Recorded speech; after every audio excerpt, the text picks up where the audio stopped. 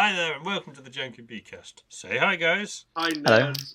On today's episode, today's game will be given to Sam, and today's film will be given to Foley. So what I'm trying to say is, there is no change to the formula at all. Yay. This sounds slightly different to me. Well, I don't remember doing this. Random bump off time. Alright then, let's go. I've not got any more limeade. I think I bought all of it. Limeade. Is that a drink? Yeah. Do you not fucking remember? You guys were fucking taking the piss out of me for so long last time for drinking limeade. I Is it mean, are we wrong? Podcast is now on Spotify, which to me feels more professional. Spotify. Yeah. Nice. On a platform. Finally, I saw a course advertised to me on Instagram about suicide and self-harm prevention. Huh. I didn't see the awareness and prevention part. So I just thought it was a course on suicide and self-harm. I was just like, that's not going to be a very Is long it- course, is it? Well, say is it short term? Yeah. Jesus. And Do you have to drop in pay? session. Does the government pay Drop you out. for the course, or? Government paid course. Do you want to join the suicide and self-harm course? It's If we're in government Canada, subsidised. maybe. Oh, fucking hell. Or what's the country with Dignitas? Is it Switzerland? Would Yeah. be there we go. I think Canada's the one where they were just like recommending it to old people that were calling helplines or something. Fuck There's like a hell, scandal about what? that. Yeah. Don't quote me on that though. Well, Might be Will. disabled people instead, which is better.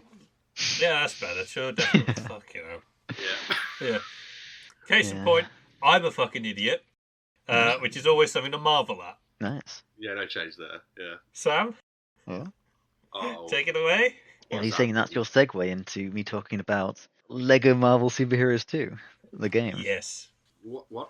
Lego Marvel Superheroes 2, the I'm second going to one. cut some of the presumably. space out of that because fucking hell, you Damn it, it's so dramatic. Very dramatic. Very. Yeah. Alright, so this is a game. Oh god. On Steam. It is on Steam, Other actually, yes. things, other consoles are available with it on. They may well be. So this is obviously a Lego game. You ever played a Lego game? Anyone? Yeah. Anyone? Nice. I've played it for Lego. I played the real ones as well. I've also played Lego Star Wars: The Complete Saga, and also whatever the one with just the last 3 in was originally Oh, called. just the new ones that came out. Nah, your ones. Oh, you want Well, about the this one is a new one, yeah. The Skywalker saga is the one that's got 9 in. Yeah. That was it. Alright, so the first thing you need to know about this game is that it was a fucking Okay. nightmare to get it to play. Oh, this That's is right. not where I thought it was going. Nah? You thought I was going to talk about the voices. No. No? No, I'm not going to say it in case you don't mention it. Okay. Alright, sure. Alright, the first thing is that I'm playing on Steam, right? And with most games, you just kind of, play it and the Steam controller. The PS4 controller I'm using will just get detected by Steam, blah, blah, blah. It'll work fine. Sometimes you have to go in, pick a different configuration, layout type thing, but normally it's fine. This one, it was a bloody nightmare. It was like, it took me like 20 minutes to get it to work the first time. And I had to go in, had to mess around with it. It was like converting a controller to the keyboard or some weird shit like that. I didn't write everything down, so I don't remember. It took forever. And it was had this horrible interface switching between the two different things.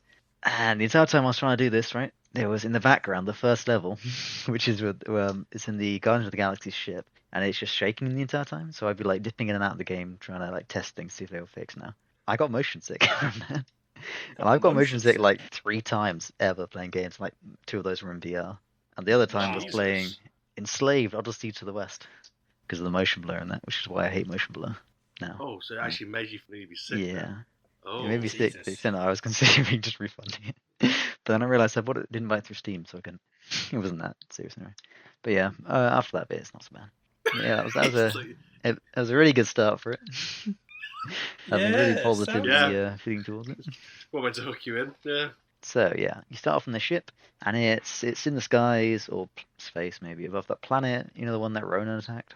Not Ronin, because he's different. Ronan. Ronan.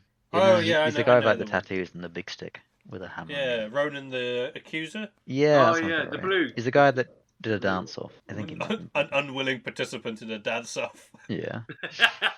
In which he didn't actually dance, but he was involved. Yeah, that's the He one. was a bit shy.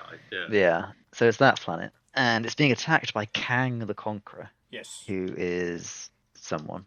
I think he looks nothing like the cinematic version of him. Were they going by like the comic book style? Do you think, or was it It's kind actually of a meant to be? mix.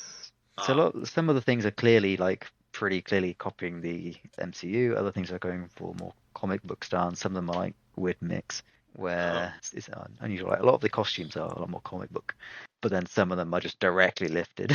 Yeah, there's a very strong reason for this, which is it's a sequel to the first one, which was basically all comics, and they had the X-Men in it as well. But then when they were making the two, Disney just sort of went, no X-Men. Fox own the X-Men. Take the X-Men out. So they basically just had to do an awkward shift to ones that are owned by Disney.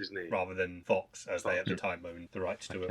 Yeah, that's with an odd choice. Yeah. So unlike the good old days, Lego games these days are voiced. I don't like that. Instantly, what are the categories again? Let's say gameplay. Nah, it's good design. Instantly, two bits off design. I prefer the olden days where they didn't have voices. Even though they just made like weird, not with like. Yeah, exactly. You know. Yeah. And visual humor instead of crappy writing. The good old days. Yeah, I agree. Yeah, the voice acting is kind of mixed quality. There's some of the characters, they sound pretty good, fine. Other ones just sound either crappy or like cheap knockoffs. Like the Chris Pratt, he just sounds like generic good guy from some kids film or something, rather than sounding anything like Chris Pratt. It's weird. I don't know if this is a glitch or not as well, but Iron Man's voice is just like practically inaudible when he's got his helmet on. When he hasn't, it's fine. But like it's just he's just speaking from like a massive distance. Yeah, I get that. Yeah, I mean, to be fair, that's kind of big understandable because there's a lot of voiced characters in it, so a mix of quality. Probably the reason that there's such a varied quality is at the time they basically just went, oh, all of these characters are voiced by professional voice actors in an animated TV show. Let's just steal all of those voice actors and get them to do this game because we know they can already do voice acting. And I think at the time they didn't have some of the MCU characters, like proper MCU stuff in it, like Guardians of the Galaxy. They were like, what do we do? And, well, you can see what they ended up doing. Yeah. When did this game come out? I had it written. No, I don't have it written. I had it known at one point. 2018, maybe? Oh, okay. I was thinking more like 20. It's not that long ago. Oh, 2017. Oh, I was close. Okay. Yeah. Alright, so Kang, I think he had blue skin maybe. He's got a green and purple outfit. He's got turquoise skin. Oh, interesting. And he's got a big ship that's shaped like a sword. I mean, As that's you cool. do. Come on. A giant sword ship It is fucking very cool. I think it's like a cruciform sword or whatever they're called. Anyway, so you're playing the Guardians, you crash a ship on the planet or some crap like that, and you fight his forces for a bit, and then he's using space-time magic-y stuff, and he summons a Celestial. It looks like a giant diving suit robot. A Celestial is kind of powerful, I think, so it's pretty neat the other. So yeah, you fight this big Celestial dude. It kind of goes like, you do something, you like build something, or you shoot a bit of him, or you chuck a bomb at him, and then like you get a cutscene, and then you do something else, and it actually kind of repeats over and over. It's not the most dynamic fight in the world. And additionally, it's like throughout the fight, you get interrupted by like everything just suddenly starts rewinding and going backwards. I guess because Kang's fucking around with time or something. Oh, okay. It's very strange. It's just like this very discordantly flowing fight. There's one bit where it's like, well, we got a chance. Look for a weak spot. And the camera just zooms in on like his exposed chest, which has a glowing heart in it. And it zooms in. And it just keeps zooming in. I don't think it's even done as a joke. It's just like, yeah, okay, I saw that, thanks. You're still going? Look for a weak spot. This one. Here. This one. Nowhere else. You can see it here on the screen. Get it. Have you seen it yet? No, we better get in a bit closer. I've seen it. Is I've this seen it, my lord. this is like for like what, 6-year-olds? Yeah. My lord. Stop showing me his art. It's like, here, children, there it is, right here. That's the right target. Yep. You got it yet? I'm about to sound going, can you just please get on with it?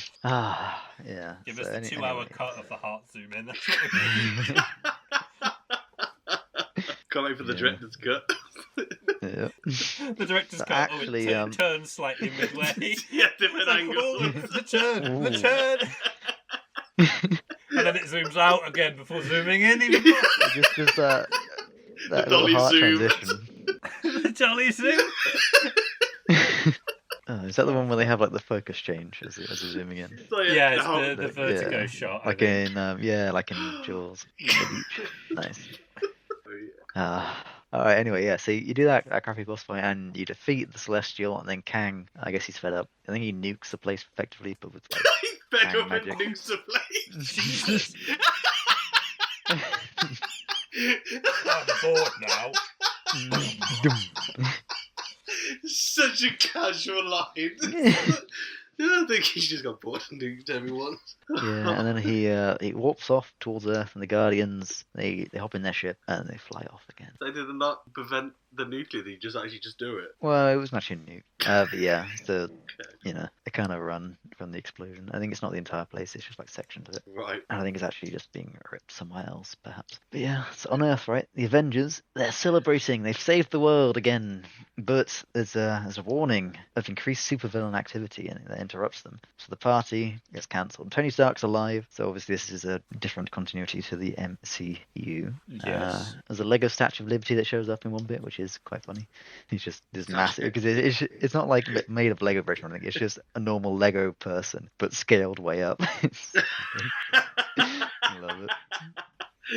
Were they moving as well? Like... Nah, no, it's not like in Skyrim where the mannequins are literally just people that have been textured wood. What's quite funny is you can occasionally walk into a building and they'll be like looking around, moving, just because the thing's bugged out. It looks real creepy. But they just sort of look over at you, and they're just sort of, you can hear like whistle and stuff like that with like the idle animation. They're locked in place, so they can't leave, but they're just sort of like awkwardly just moving about. Yeah, and sometimes when they are properly frozen, they'll like just have the head tracking kick in and just follow you around. It's like Condemned criminal origin. Oh no, that's nightmare fuel. No. Yeah. Oh, God, no. Yeah, so you play as various Avengers and you fight a bunch of random villains that are running amok in a couple of different missions. You play as Cap, She-Hulk, and Thor versus some guy in Siberia. You play as Iron Man, Captain Marvel, and Aquaman. No, you're fighting Aquaman, he's underwater. It wouldn't be Aquaman, though. Yeah, I that's don't care what DC. it's called. Is it Namor? And yeah, the one that was in the Black Panther film recently. I don't fucking know. It could have been, who knows? Fair enough. Yeah. That was such... He felt like, you nerd, I don't watch that. I've just not got round to it. Yeah. In other words, he just doesn't care. You're not going to watch it. No. Well. Yeah. Also, you play as Spider-Man, Zuma Marvel, and the White Tiger versus a bunch of people on a bridge, which I think are like Spider-Man villains, maybe. Oh, it's there. The lizard. Do you fight the lizard? Maybe. Do you fight the Shocker? The what? Do you fight Electro? Nah. Sandman? Nah. Doc Ock? Nah. Green Gobby? Whatever it is that James Jonah Jameson turns into a robot suit with like blade saw arms. Oh, so Iron Man. Yes, Iron Man. Yeah, he fights Iron Man, right? Yeah. I'm so glad we got there in the end. Scorpion. No. Rhino? Alright, it's Kraven the Hunter, I think is one of them. Who I gives a he's fuck the about Spider-Man, Craven? Piss off. Oh no, he's a great villain. Yeah. Oh, he's boring as fuck. Oh, I'm gonna hunt you, because that's what I do. It's in my name. I don't remember having a musical number. They're on one of these massive bridges, right? A suspension bridge. And at the top of one of the little towers, which like the suspension cables connect to, he's just made like a little jungle up there in like the 20 minutes or so since he's been freed. And I don't know what the fuck's going on there. What? Yeah. His own jungle. Alright, I want to point out the end of these missions, these 3 missions, you get an achievement for it. And only 20% of the people that beat the tutorial actually finish those. So that's pretty neat. 20%? Yeah, that's... they're still trying to figure out where the weak spot is, I think. That's why I can't get past it. No, they're still zooming in. They're still zooming in. Alright, oh yeah, and then the Guardians arrive to the planet. Pretty neat. And then also Kang arrives and he zaps Manhattan into his extra-dimensional realm called Chronopolis. Pretty neat, eh? Oh, Yeah. what is that? It's his like outside of time and space weird place where he shoves random pocket dimensions that are actually parts of other dimensions he's dripped out and put there. I cannot imagine any kid understand what this game's about, like at all. I mean, visually, it makes a lot more sense. You've effectively got like areas in the map that are kind of walled off with green lights, and they're from different places, different bits in time and space. So you're in Manhattan now. It's snowing because I guess that's how it is in Manhattan. Okay. Yeah.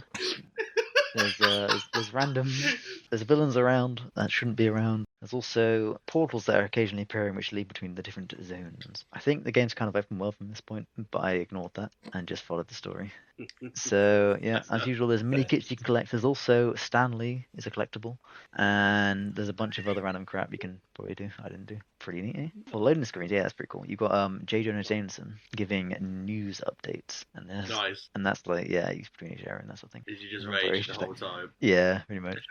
Like, Kang moved Manhattan. It was perfectly fine where it was.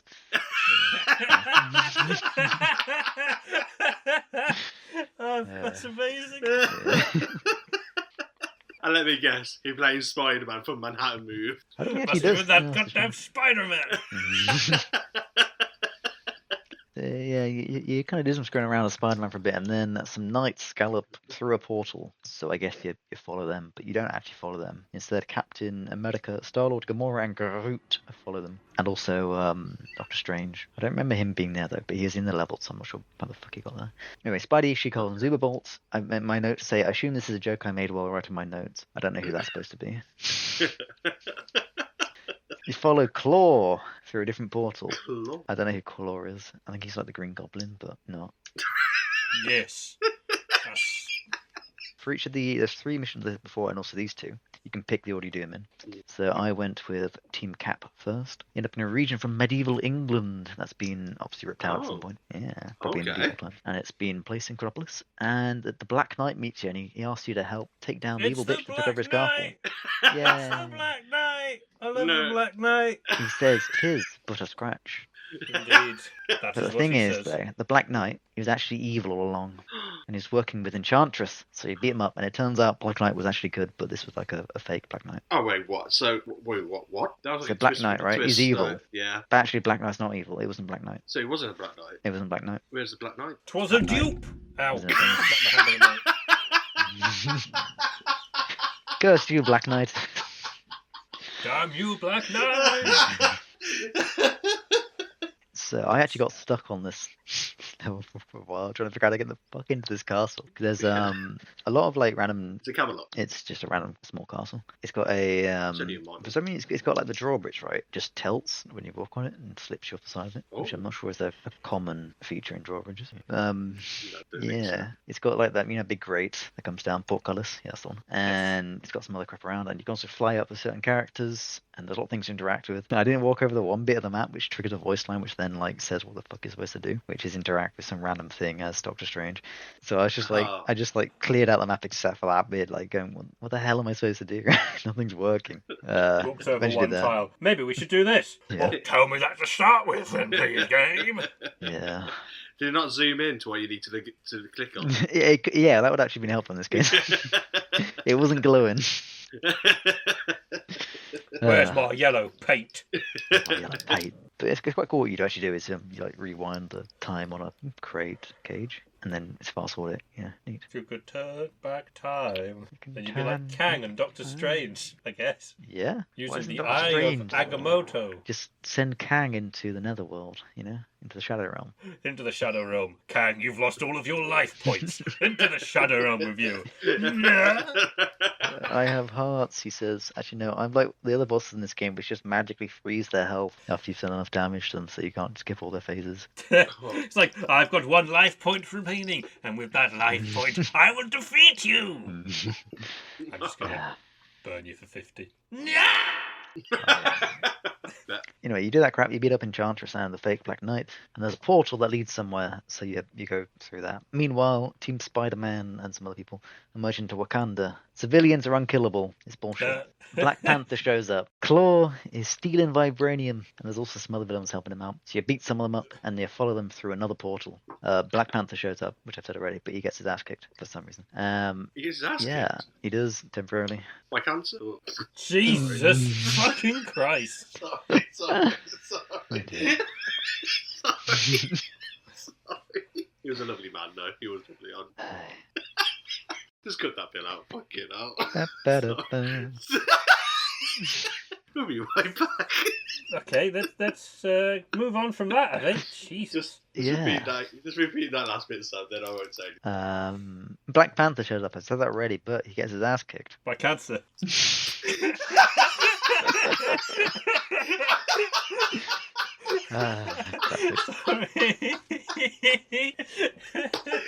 I'm sorry. Oh, it's so good to help. Wouldn't it be funny to do it again? You're like fucking Bradley Walsh, just, no, cut that bit, I was saying. I'm not cutting any of it. Alright, so Black Panther shows up and he gets his ass kicked. Anything else you'd like to say? No, that's unfortunate. What That happens is- next? Well, he got cancer. Oh, fuck's sake!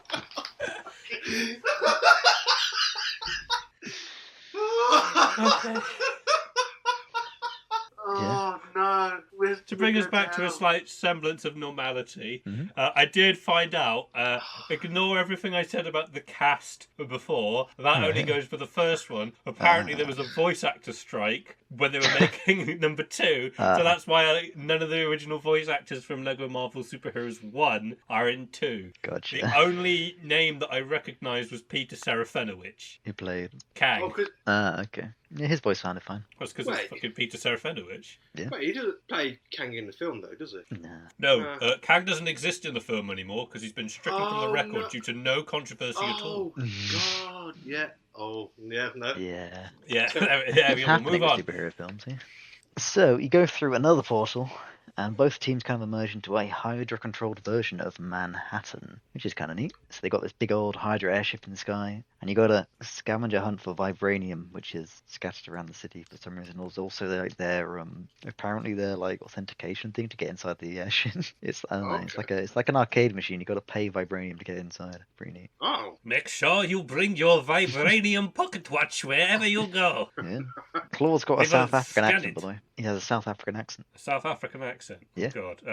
Make sure you bring your vibranium with you wherever you go. Hey, bro. What was that? There was That's- hints of South yeah. African there. There was hints, but it also went Scottish. You also It gotta is say good bro Scottish. at the end of like- that sentence. Right, Leonardo That just makes it DiCaprio. sound like you're Fucking from... prawns. What you doing, bro? Yeah. Sorry, I didn't know it's 4 lions. Jappy. I was going to say, you said yeah and then immediately laughed. What's up with that?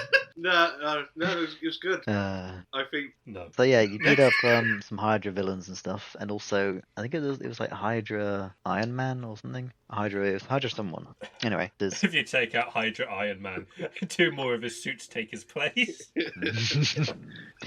keep on going. Yeah. Captain Marvel and Thor, they're gonna go through a portal. Thor's like, after you, and Marvel's like, no, after you. And then She-Hulk just comes like careening through a portal on a minecart. I wrote Minecraft, but it's a minecart. And then she goes through the next portal, Minecraft. and she's just like, wee! And they're both like, oh, after her. Yeah, there you go. Fair enough. Comedy. They end up in a swamp. Oh, Shrek. Thor, Shrek. it is Shrek, yeah. Before Shrek turns up, She-Hulk like rises up out of the swamp and Thor like chucks Milner out and bounces off her face.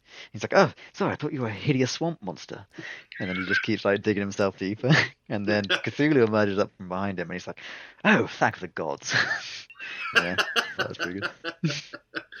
Is that Swamp Thing? Yeah, that's right. Nice. Yay, I know Swamp Thing. Swamp Thing. Isn't Right. that DC though? I'm so confused. The No. thing from the swamp, I think, Thing is... from the Black Lagoon. Yeah, that. No. No. Solomon Grundy. Born What? on a Monday. Born on a The Monday. DC version of Swamp Thing. Shrek. No, Swamp Thing is the DC Marsh version. Thing. What's the Marvel version? No, you're not Swamp Thing. It's Man Thing. Fuck. Oh, I was so close. I excised that from my memory because it's a fucking stupid name. Is that Man Thing? It's Man Can we Thing. call it anything else at all? Why do you call him Man Thing? He looks like an octopus man. Octopus boy.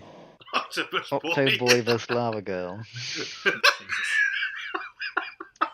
Yeah. Anyway, so you beat up Cthulhu because he's a little bitch, and then Kang appears, and he just freezes everybody in time, you know, as they jump in. And it turns out that Cthulhu was actually guarding the Tree of All Things. So Kang destroys that. He's like, thanks lads, now I can get to it. And that makes all of the various pocket dimensions making up Chronopolis, all the different places that have been plucked from time, all collapse together into one continuous landscape. Pretty neat. That's a powerful tree, apparently. So now, where it was, like, all though. of It's fine where it was though. Second. What? It's fine where it was. It's fine where it was. I see. That would have been very funny if I hadn't killed the joke, if I missed hearing it twice. I reckon that's as far as I got. That's not true, because I went to Western. I went to the Wild Western? West as well. I went to the Wild West. That's a It's true. Superman. Wiki-wah. Wiki-wah. That's Wow, just not wow, funny, is it? West. Thank you. You're welcome. That's how it sounds, I'm sure. Yeah, so like some Kang's forces, like they're attacking over the border now because there's no border anymore. That thing. You're like flying around. You can go around the areas. You go to the Wild West. There's some characters, I'm sure, from some comic maybe, or they're just historical figures. Who knows? And they're pretty cool. You beat up a baby. that's on a flying saucer chair, and it keeps like laughing or something What? in a saloon. That sounds mental. What you Yeah. just said. It's like Yeah, it's got a just laser being beam. What? Watch out for that flying baby. He's got a laser beam. It's Is it true. a bird? Is it a plane? No, it's a fucking baby with It's laser. a baby. Yeah. It's a baby with a It's laser a bit like beam. Humpty Dumpty, that sort of body style.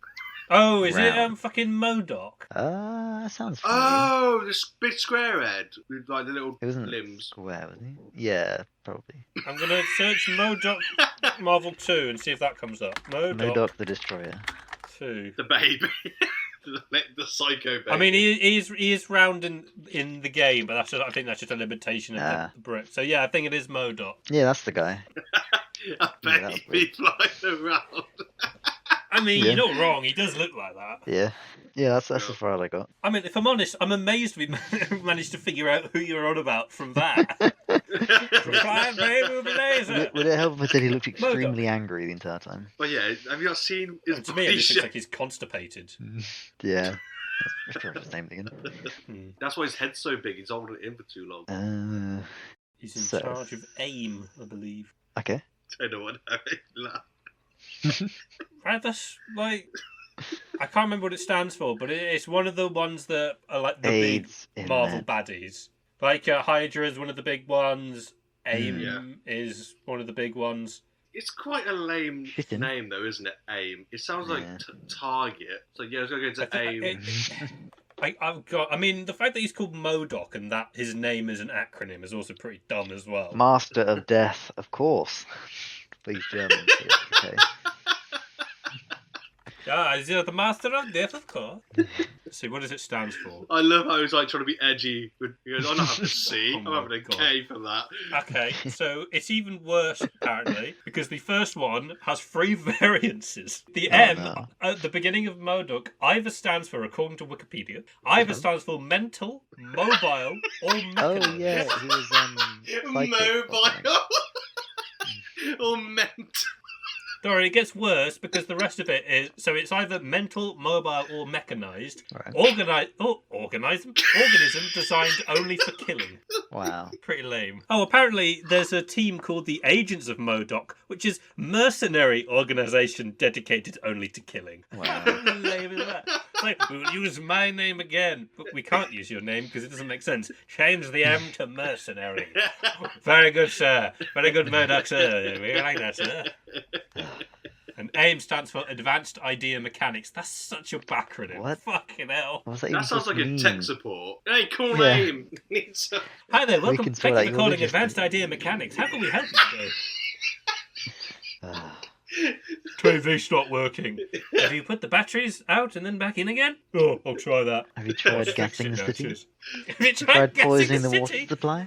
Somebody's poisoned the water supply. Oh, not again. Not again. You do that every fucking week. Mental mobile. I'll have to tell you to our boss. The mental organism designed only for killing. How would you propose we solve the crisis in America? Kill them all. Yeah, Thank you. obviously. Thank you for your vote. It's just every single problem. It's just kill them. It's like some people are complaining that there aren't enough books in the public libraries. How do you propose we fix this? Kill them. Then there'll be less people who need to read, so the books level will be the same. Okay, thank you. He's Sir. just a master of justifying killing them. it's just he's got a good reason for doing it every time. It's like, Yeah. kill them, because then they won't complain about being in pain. I mean, if Kang could just nuke a planet because he was getting tired, why can't MODOK just do the same Yeah. with books? Yeah, why can't MODOK just nuke everything? Yeah, technically, MODOK's helping the population with doing that. Yeah. I mean, It's like, guess. oh no. I really do relate to Kang because I'm done with this shit. I'm just gonna nuke everyone. It's like, remind me to never give you any nuclear devices. Not that I would have the facility to do so. Has Rhys got You something can think of a that we new don't Christmas know? present. Just don't kick any boxes that I give you for Christmas, okay? No suitcases even. Don't keep any boxes. That's the most pointless present anyone's ever given. I said Here's a kick, box, but don't keep kick it. 'em. Oh, don't I said kick! Oh, don't kick Yeah, them! don't kick the box. Why the fuck Not would I kick a box? Why would I do that? It's just a big box. You're like, I wonder what's in here. Kick. Why would I kick it? Why do you have a percussion activated nuke? I don't know. I literally like don't kick the box, but I wasn't going to. I It's want like to the end of that. I wasn't that going fucking before, but song now. where it's like tick tick tick tick tick tick tick boom or whatever it is, and it's just Foley kicking this What, box. And he's like, mysterious ticking kick, noise? kick, kick, kick, kick, kick, boom. like Bart Simpson. Kick, kick, kick, kick, kick. Jesus. I just love that. Don't kick the box. What? That makes me want to. That makes me That man want got to. a puppy in it. But you put a You kick nuclear the thing box, in there you anyway, kick so the I'm bucket. gonna die either way. No, I might not explode it. It might be decommissioned as long as So you don't why kick give the me a fucking nuclear device if you're not gonna? thing. I'm not gonna give you a nuclear device. Well, not anymore, clearly. Why is this hypothetical? Well, you ruined your Christmas present. You'll have to refund it and get you something else. Yeah, I want to give you Has like it a been 2 weeks landmine or since you bought something it? instead. Oh shit, I better check the Bouncing receipt. Betty. I better check the receipt. Give me a receipt! sec. It's unrefundable. Damn it. Oh That's not good. no! It's You just didn't buy it on like Steam? it's like one-time use, isn't it? I'll throw it in at the middle of the Atlantic Ocean. That won't do any problems, probably. Probably good. Insert Probably Godzilla. good fish, but okay. Fuck the fish. No one needs tuna. Alright, tuna. Alright, so. Alright, tuna. They're like, why did you nuke it? Was it by accident? And I was like, no, it was on purpose. And they're like, you're getting the death sentence now for that I didn't part. understand. It was on a purpose. I tied it to one. People complain about too much sperm in ocean. I kill a sperm whale. It's fine. Is that a complaint? I guess I'll stop then. Not a common one, I guess. I don't know. People keep giving me hump, kill all humpback. It's fine.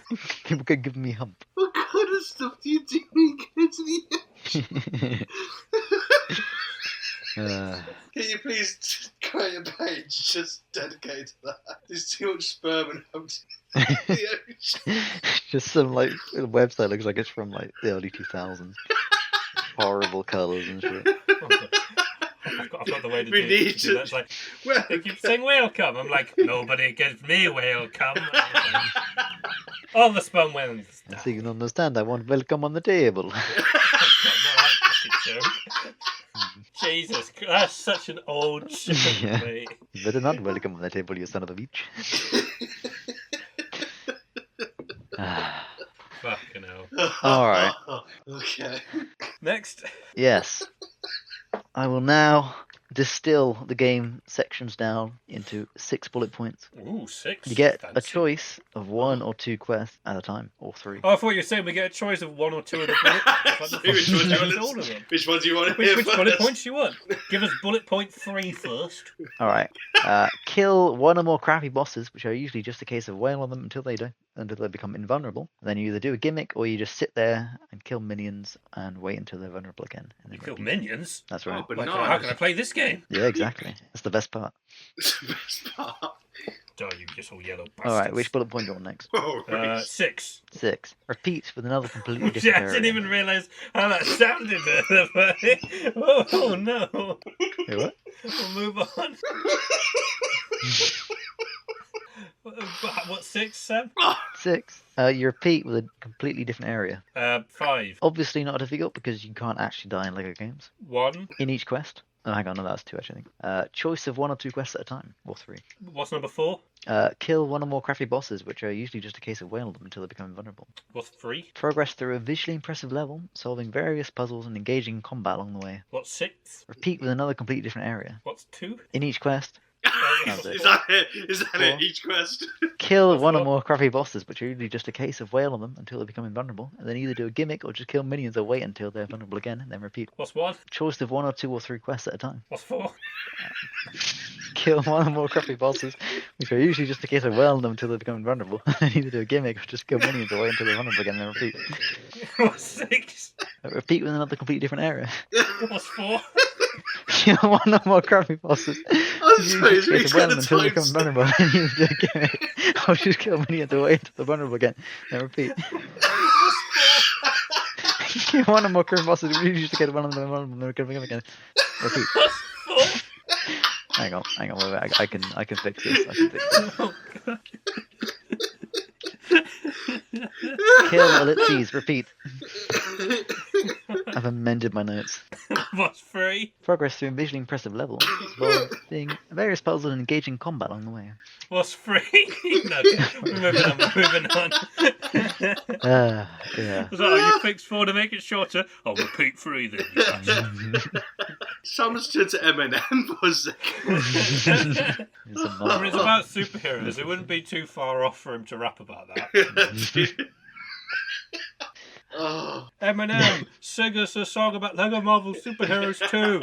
And Yes, he just goes, just deep breathing, like, yeah, kill no. one more criminal. just, no. And then he just leaves, and you're like, oh. I bet he could make an absolute banger from Lego. Yeah. He would just build just like the basic Lego, just like building blocks. I I guarantee. built an absolute banger. Oh, let's see it. And he just shows you like a Lego sausage that he's made. And he just smashes you in there with it. I was thinking that or like a dilapidated car. I wonder which way they're gonna go. Look at my fucking sloppy jalopy. Alright, so anyway, yes. My point there with that, as you obviously could decipher from that, is that it's very repetitive, you know? What's 4? No. Well, you kill one and one.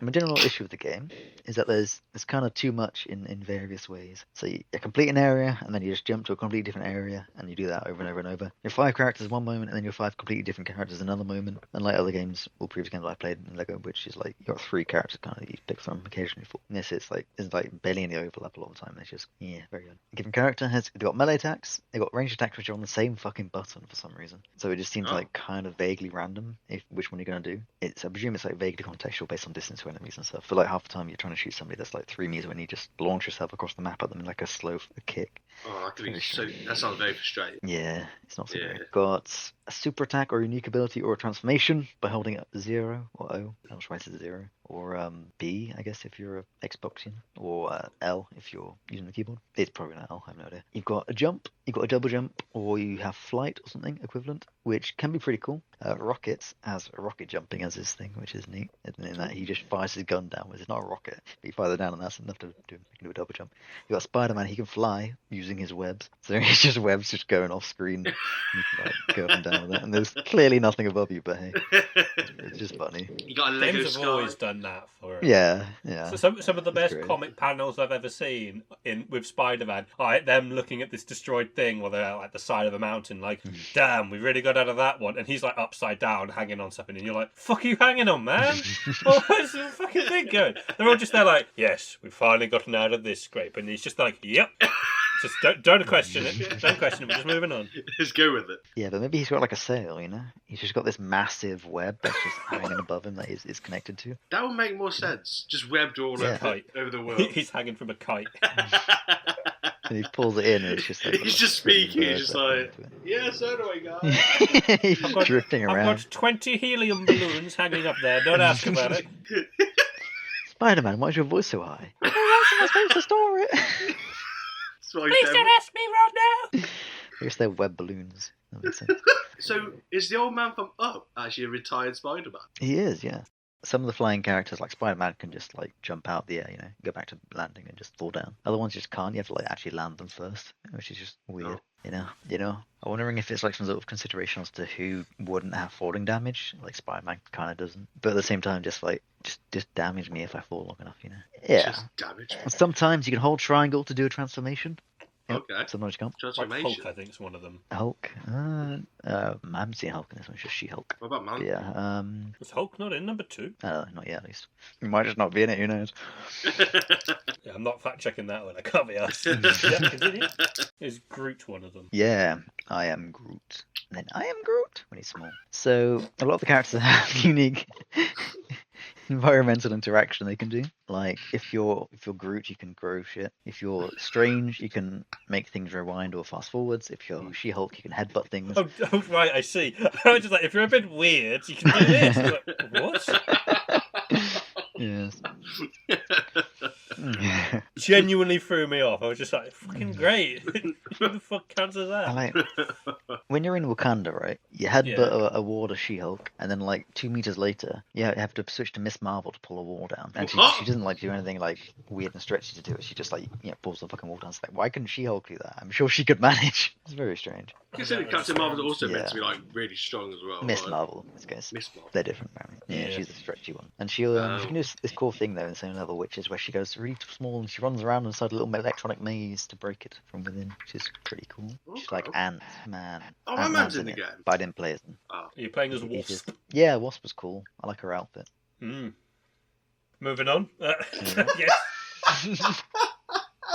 End of discussion. Yep. The individual levels, areas, and character interactions and such are actually quite cool for the most part, But as a whole, it just jumps around too much from place to place, from person to person. It just ends up being like, oh, this happens, and this happens, and this happens, and this happens. It's like, okay, sure. I kind of don't care anymore. So you just feel like a cameo kind of thing, like, oh, this character, and this thing's gonna happen. And now we go to the Wild West for some reason. I think it probably doesn't help that, to my knowledge, Lego Marvel and Lego Marvel 2 are both original plots, but most of the other Lego games are based on pre-existing things. Yeah, maybe. So they've got reasons for characters to be there, and they're making characters out of people who may or may not already be a character. Like Armed Goon number whatever. Lego Star Wars, you've got Stormtroopers. You've got Bosk. Different varieties, and Bosk as well, yeah. I can't forget about Bosk. Who can forget about Bosk? Exactly. I was so tempted to be like, who the fuck is Bosk? But I know who Bosk is. Foley, can you take that away for me? Hugo Bosk. Hugo Bosk. Thank you. Bosk is a lizard creature, bounty hunter, who's in Star Wars Episode 5. That's right. I believe it's the first time he's introduced. He is a Trandoshan. Anyway, let's just stop talking I'm sorry, what is this? What? B-O-S-S-S-K. Does he have 3 S's? I think it's just 2. Just 2, right? Bosk. He's in Star Wars, Force Corruption, whatever. That one. Force Corruption. I'm so glad you know your Star Wars, Rhys. He flies a ship called the Hound's Tooth. Anyway, move on. Yeah, there's also no, it's not just name random Star Wars characters. Like Bobo de Weeba or whatever he's called. Winged Karibo, yeah. How high was George Lucas when he wrote? It's great, isn't it? I think he just put like random vowels into like a hat and gone, okay, it needs an A and another A and another A and another A, and another A. Or is it? It's like he had a packet of M&Ms. Or no, what he did, he got one of those like spaghetti soups. It's just like letters, and he just threw it onto the ground and went, "Oh, that'll do. That's the name. I'll arrange that a little bit. Bobo de Bobo Weeba. Cool, that'll do." I'm not joking. That's actually got a genius idea. What, for coming up with like random fancy? Yeah, get spaghetti letters. Yeah, that sounds like it's like modern tea reading, isn't it? Yeah. It's like the modern fortune telling. I'll tell your future. Give me a second, and you just like just opening like the tin of spaghetti hoops, just like the tin opener. They just like hold it like, and then they just throw it in a bowl, and they just pull out some random letters with a fork and gone. Your future is black. Black? Black. My future is black. Yes, your future is black, young boy. I'm gonna have a race change. Yes. What? It's fine. I can see a blong in your future. There's a blong coming in your future. It's like, I don't think this is working, sir. Shut up, boy, or I'll stab you. With my fork. You don't want to get stabbed by a fortune teller's fork. Oh. It's definitely like a spork, isn't it? This is my attuned fork. Tuned. It's a divination fork. What do we fucking think about that? That makes sense. Is that a thing? Divination fork? That's not a thing. I think it might be. You sorry fool. No divination fork. My divining rod. I'll give you my divining rod in a minute, you little shit. 50 quid. A divination fork, also known as a dowsing rod or a divining rod. Ah, it is a fork. Interesting. Hey, I got it right. That joke worked. Yay. Yay! So you can eat dick, Sam, with this divining fork. That's what the spaghetti told him to say. I see dick in your it future. Does work.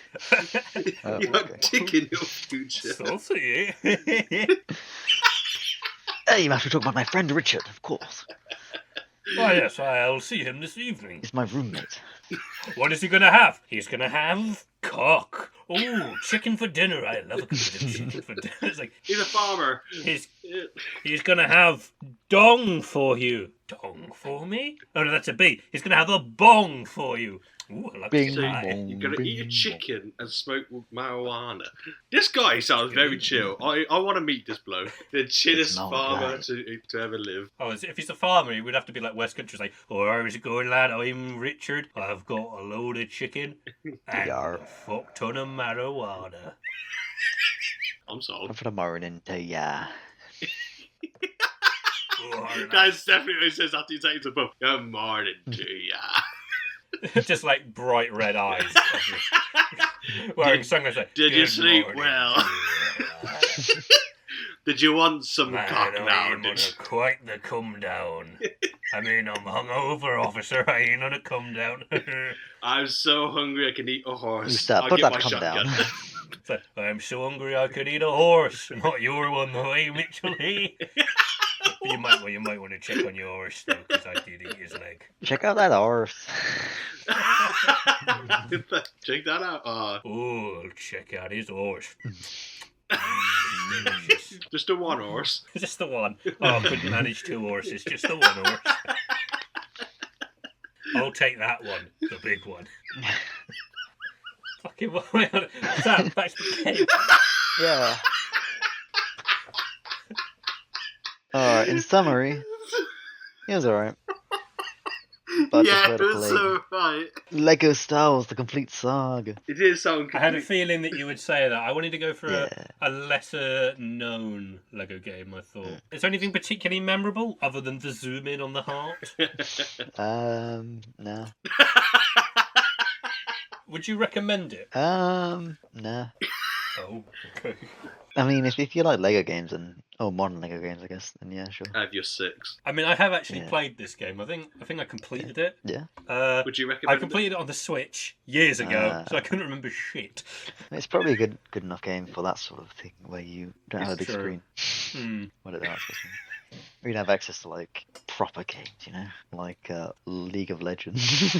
Yeah, A game I've played, definitely that's definitely the proper game that you want to talk about, isn't it? it? Yeah, like Minecraft. Give me 4 words of how it made you feel, Sam. Chaos abounds, Lego voices. What the fuck? Jesus. There's a comma after that second word. That's the important thing. That's what we were concerned about. Is there a comma in that? That's some strange set of 4 words. They don't make grammatical sense. Ah, but there's a comma in the middle. Whoa. Oh my god. It's all clear to me now. Final verdict? It's alright, was it? Yes, it's alright. Okay. Yeah. I mean, That's I like going to how be one they of the went- best 4 words I think inventive we've had or so something. far. He has a comma. And obviously it looks great because it's a Lego game. They obviously It's a Lego game, basically. If you like Lego games, you'll probably like it, but maybe you prefer one that's a little bit less convoluted, Erratic. shall we say. Erratic's probably not a good word for it, yeah. Now, a word from our sponsors. Brand new to Lego, the all-new Lego Cinema Classics collections. Lego Saving Private Ryan. Recreate the tank scene by smashing it with a hammer. Lego Bridge on the River Kwai. Will they ever build that bridge? Now you can. Lego Texas Chainsaw Massacre. Body dismemberment made even easier. Lego The Wicker Man. Please don't burn after building. Lego Army of Darkness. There's free sets. Nobody said anything about free sets. Lego Time Cop. Why is this on here? Join Van Damme in this forgettable time travel flick. Don't delay. Order now. These game... Wait, they're games? What have I been up to? Holy shit, lads. I've been really fucking busy. Yeah. First of all, we'll do something that's real stupid. As always. At my partner's, they've got a new glass cabinet with a bunch of different things. Don't worry, this gets even more stupid. This gets funny. Even more stupid than a glass Yeah, cabinet. but it gets actually Fucking funny. nerd. It's actually funny, but they've got like a bunch of things in this cabinet. Yeah. Right. Some of them I'm like, yeah, they're fairly nice looking thing, but some of them it's like old hat pins and things like that, and I'm like, whatever. And some of them are like those old creepy dolls, which I don't think are as good. Nah. Yeah. However, I was like, I think I should put something in, and I'll spruce it up as well. So I put an empty energy drink can in there. I thought it was going to be Pikachu, but no, okay. No, even more ridiculous. And the thing is, I came back the following time and they hadn't noticed and removed it, so I put another one in there. You gotta dress them And up. then the third time I put another one in there. So there were 3 cans, and we were just sort of sitting in the living room just watching someone on the TV. Rosie's mum comes in and just starts talking to us, looks into the cabinet and goes, Is that an energy drink? And I'm like, no. I was just going to keep adding them until they were noticed, is the thing. It's quite funny. They say the dolls were getting thirsty. They've been in the cabinet all day. It's like... They're going to have someone to drink. Come on. Yeah. Just putting like really cheap vodka in there and stuff. It's like one of those like 2-pint bottles of cider. Just the Tesco own one. Yeah. Yeah, look at that. Imagine explain Yeah. like why buying this much vodka? Oh, the doll was in the I'm cabinet. not drinking it. I don't have a problem. I'm not going to drink it, but there's dolls in, my partner's mum's cabinet that needs the vodka. It's like, okay, have you got any idea on you? I'm not drinking it, it's fine. I Not don't for drink. me. The dolls aren't, legally residents, so they're not allowed. Also, the dolls might not be old enough. They're dolls of like 8-year-olds or something like that. Okay, you're trying to give vodka to an 8-year-old. No, they're not. They're not alive. They're not 8-year-olds themselves. They're like 76 or something. But they're still babies. They've been 8 years old for 100 years. Yeah, he just looks like a child, obviously. And they're not really alive. It's fine. They're not really alive. Oh fucking hell. And they're just getting dragged out of the stores they're not alive. I swear they're not alive. They're not 8 years old, but they look like 8 years old. They only look like they're 8 years old. I swear to myself. Very happy to vodka. 900 immortals. They're immortal. Their immortal soul needs vodka. Next thing that I've been busy with, I've given some vague things to Sam about it. I have been volunteering as a dungeon master for a board game cafe to do some D&D every other week. But I've been doing it there. It's having a lot of fun. Nice. I don't know if any of them are going to listen to this. I mentioned that I have a podcast. But the encounter, which you really struggled and managed to beat just about, you weren't meant to beat at all. No. What? I set up an encounter that was supposed to be a training situation for them, but that was going to kick their head in effectively, and they fucking beat it. And I was like, "Oh, okay." That's the point where, towards the end of the battle, I was giving it loads of extra abilities to live longer, and they were still kicking the shit out of it. And I was like, Is this the thing that you showed me? The creature that you showed me? Yes, it was that creature. Right. I gave him Which a I was load of thinking extra it was kind of abilities. bullshit. He still kicked his ass. They're all level 3. And they beat it. Oof. Yeah. To be fair, in action, I did give it a couple of extra weaknesses, like it doesn't get any attack of opportunities from the front or the back, because it's only got its weapons on the sides. Did you describe the weaknesses by saying, imagine a camera zooming in? No, I didn't, unfortunately. Look for weak spots. And then you see this bit here. You see this bit here. Yeah. I mean, yeah, I this did bit. try and do something a bit like that, because every time they would do a certain damage types on it, I would say, "Oh, it seems like it does a little bit extra." I don't know if they picked up on that, but You've hit it in its weak spot for massive damage. Oh my god, amazing! I won't hit it there again. Can't mention any of the stuff that's coming up, just on the off chance, because I think that's fair. But yeah, I've been keeping that vaguely under wraps and let a little bit slip out. But the bit that I think I've completely managed to keep under wraps is this next bit. I, my partner, and a group of others entered a game jam. A game jam? Ah. Yes, we entered a game jam. I did mostly the voice for it and the tutorial dialogue, because it wasn't really a story-based one. Right. It was a game that only came about because we were going to enter it. The theme was confined space or limited space and stuff like that. And we were like, what do we do? And I came back to the computer eating my tea with some sausage and mash. And I went, I don't know, what about a game where we cook sausages on a grill? And they were like, oh, that's a good one. Nice, that'll do. And I was like, welcome. I'm having trouble.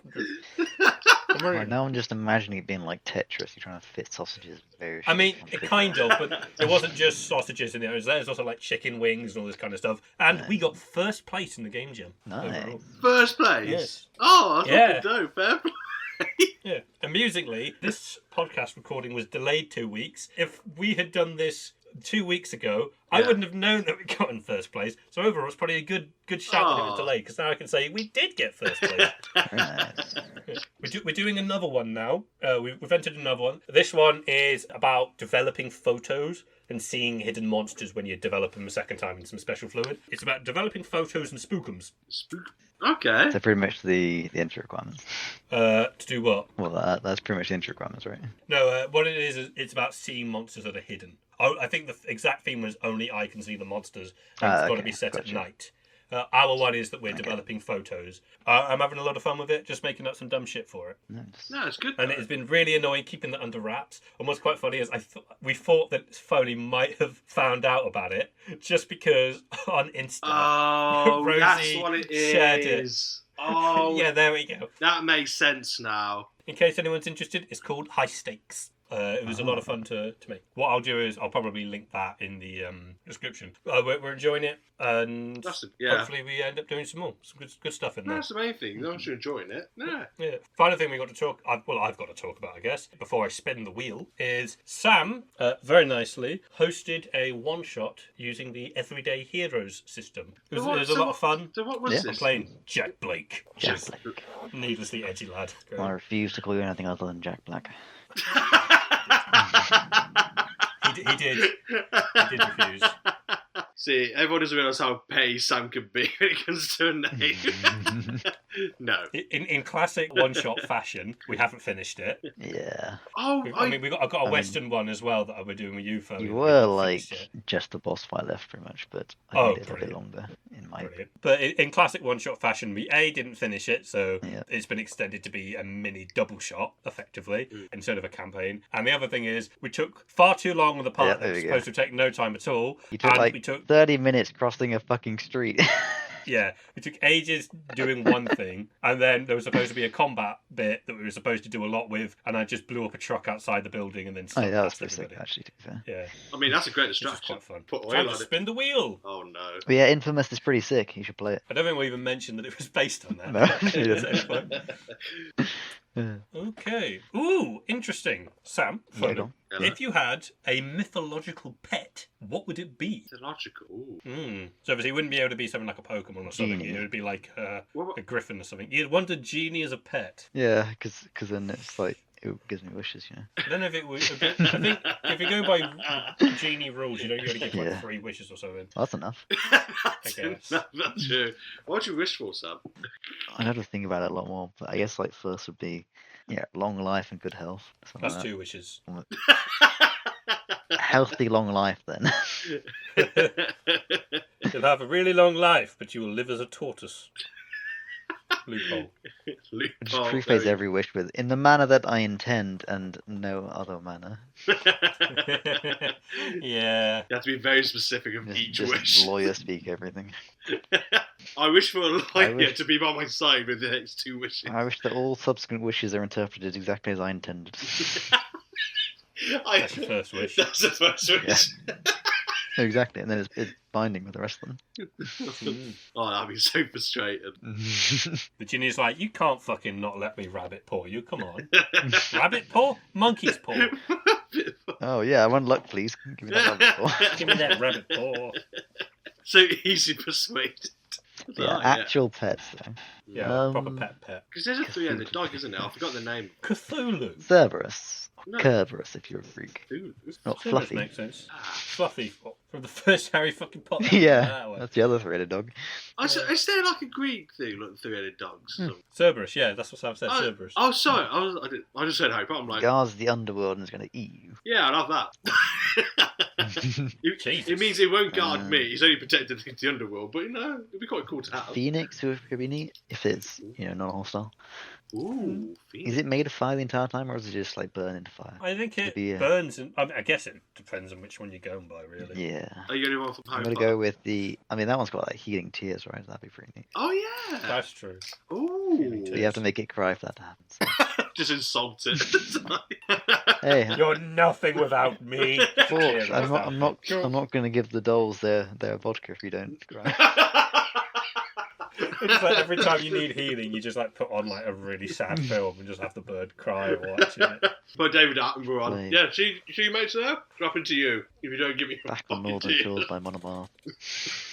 Harley, what, you said Cerberus, did you? I'll go for it. I think that'd be quite terrifying. Classic But Cerberus. I Yeah. think of any dog, it has to get comfortable, and then just imagine how loving and fussy that those theatre dogs would be. To Like, be you fair, know. yeah, you got 3 heads. Like, they'd be sleeping on your Triple the bed. food consumption. Cerberus is larger than any man with power to match its size. Mate, taking it for a walk would be a bitch, though, wouldn't it? Getting the 3 separate Yeah. colours, one row. I mean, we'd only have the strength of one dog, you'd imagine. It's If you were larger there- than any man. It has great strength, It'd be walking you Oh. instead. allowing it to prevent souls from leaving the underworld. You're the one with the collar on. Yeah, I'll be their pet, to be honest, at this point. Yeah. Has a taste for raw flesh, which I'm assuming means. Not if you train it in a nice Don't way. have to cook it. True. Oh god, that would be a lot of It was hard the work. offspring of Echidna, a hybrid half woman, half serpent. Let's have a Cool. mythological. Yeah, did it get choked out by Hercules, mate? Well, I mean, Hercules has also got great strength, so That would be impressive when it's got 3 heads, I guess. let's have a look. How about you just beat it up. Foley? Would you like the mythological creature Anansi? Oh, Anansi. Would you like a Nancy? Is it like a Nancy?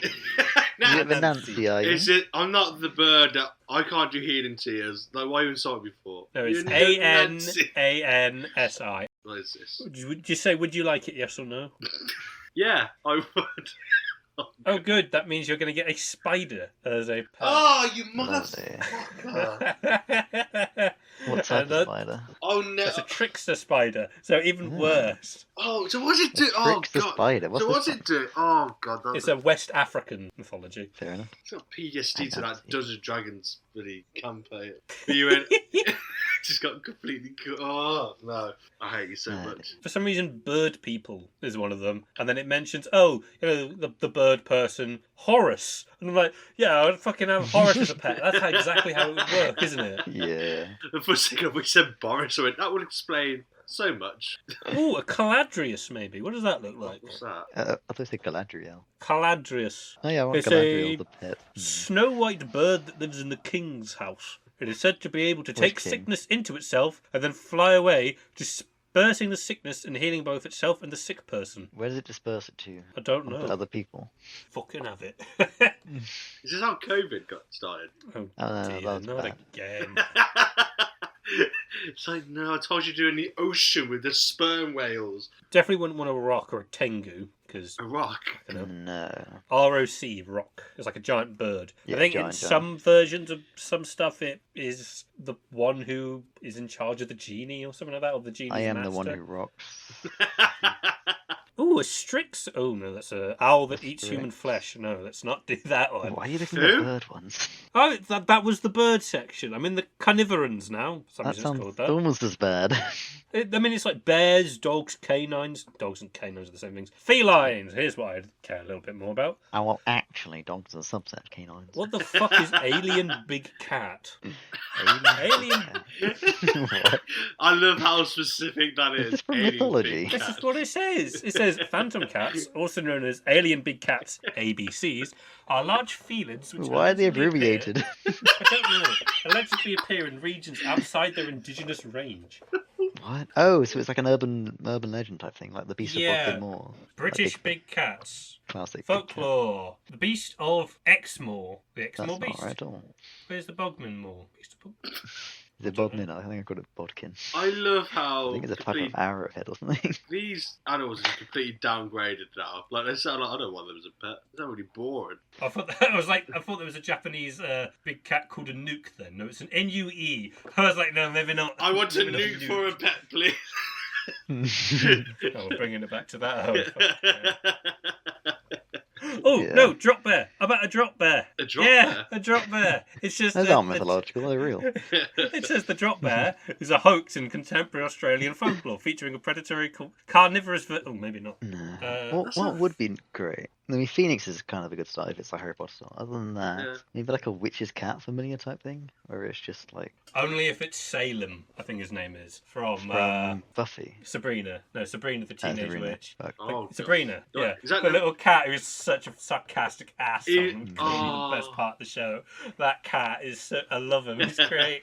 Is this where Just, I think this so is where good. we get our. I bet he's the one that gave us like the sarcastic personality when we get older. It's like that's who I want to be. What list are you looking at? I'm just looking at a list of legendary creatures by type. I can't tell if this page is being like a jokey one because There must be something good. What No, about, there's a what lot about of that? stuff that I do recognise, like What about that, basilisks, that echidna. sheep, you know? Or the ram, or whatever it was that Percy must maybe stole the fleece from. Was it But the Jason? thing is, Jason, Ja- Jason. Jason didn't steal the fleece from a living one though. It was already Yeah, he dead. stole it from a tree, right? Yeah, Just that was from a guarded by a normal tree. hydra, and I don't want to choose a hydra, surprisingly enough. it's a What? Niger in They've got Marvel. loads of heads. You can make more heads. I'm afraid that we're going to have to put your hydra down. Oh no! What's the best way of doing it? Well, unfortunately, Decapitate. most of the other things cut the head off. So let's try that. Uh-oh. Let's try that. Let's try it again. Uh-oh. Let's try one more time. Stop giving us more heads. I just want to point out, like, the one thing you're told not to do with Hydra is just cut their head off and hope for the best, right? In Dark Souls, that's the way to kill it. What? You just keep cutting the heads off. It's just got like 8 heads and you just cut them all off and they don't grow back around it. It just reminds you of the Classic. alien from Men in Black where his head just keeps growing back. See? Yes, Oh, You cut off them. the alien from Men in Black. yeah. Ah. The guy who does that jewelry store, but he's really just got lots of fucking guns. Just keeps shooting his head. Oh yeah. It's like just reminds you of that. What pet would you have, Yeah. Rhys? Well, I don't know. It's because I'm looking up some ones that are interesting, and then I always go, "But would I really want that?" Because Oh. it's just would be dangerous, or like there's like worrying things about it. Like one of them that I saw was there's a potentially interesting one called a Raiju, which is like a thunder animal, quite cool from Japanese folklore. It's like partially what Pikachu's based on, which is why he evolves into a Raichu. Raichu. I would imagine that's why he's called. Right, choose you. If you think. But would I want a creature that could electrocute me at any given moment? Yeah, Yeah, Would I want something that, can breathe fire and damage something? Like, yeah. depends. I mean, if you Salamander. get- let's just go with something simple and choose a demon. Pseudo dragon. Hold on. I just want to point out, Hmm. but there's a thing here called a Cath Palug, which is from Welsh mythology and associated with Arthurian legend. And the picture that they give is just of a normal black cat. Nice. It looks quite cute. That's what they want you to be. That's what they want you to think. To be fair, it does also say underneath it that it can turn into a monster. So, Oh I god. probably Like want to have one of them. Grendel. Have one of them. No, not Grendel. Fucking hell. Oh, what's your pet? Oh, he's called Grendel. Should we have a little puppy play day? And then it just turns up and there's just this hideous, massive, like, It's swamp just- muck. And it's like, ooh, Wrestling. Jesus. Is it like different forms? Or is it the same thing it turns into? I think it's a different forms. It's a cat that turns into a Oh, monster. to be fair, that'd be great as a pet because you just don't know what you're gonna get next, do you? Oh, it's like McGonagall. Let's have one of them. A cat that can turn into something. Yeah, another cat. It just turns into like a cat that's like a couple of inches bigger. That's the monster. Oh my god, just- it's hideous. It turns into the same cat, but its hair is sticking out. It's like, no, it's just shocked.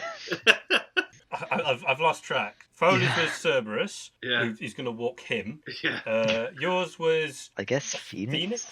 Because I guess at least it can't die, right? But it might just burn my house and the neighborhood down. Serious, how big is a phoenix?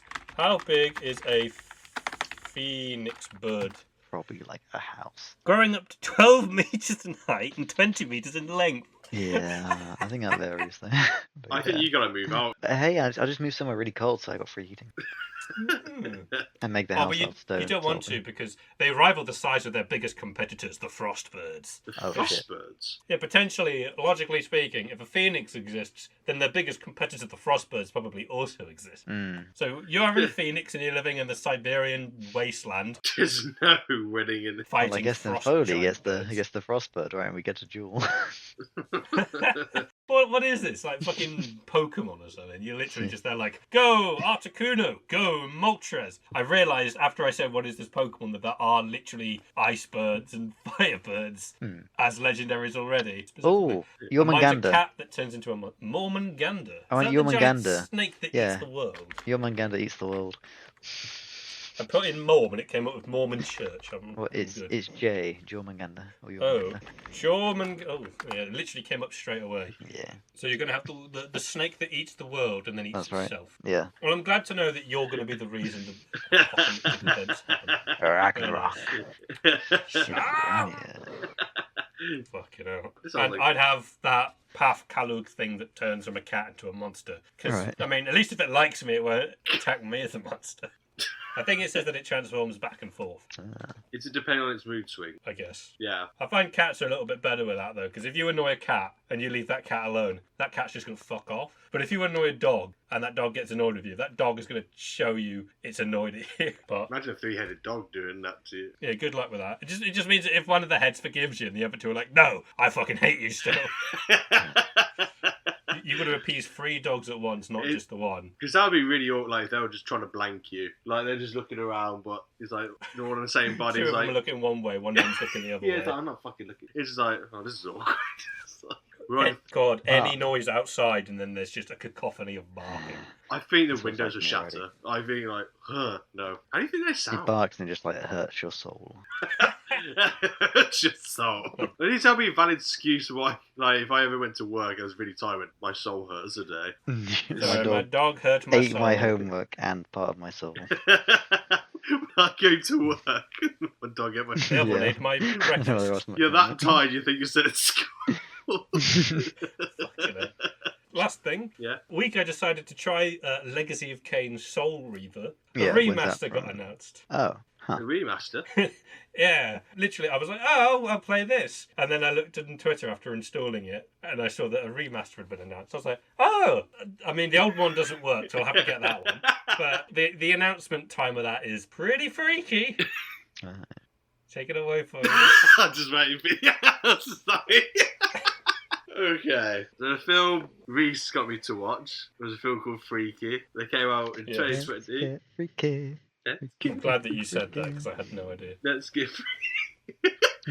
It's directed by Christopher. Oh, Sam's gonna love this name, by the way. Oh. So it's directed by someone called Christopher Landon. Oh, Landan. Landon. And it All stars. right,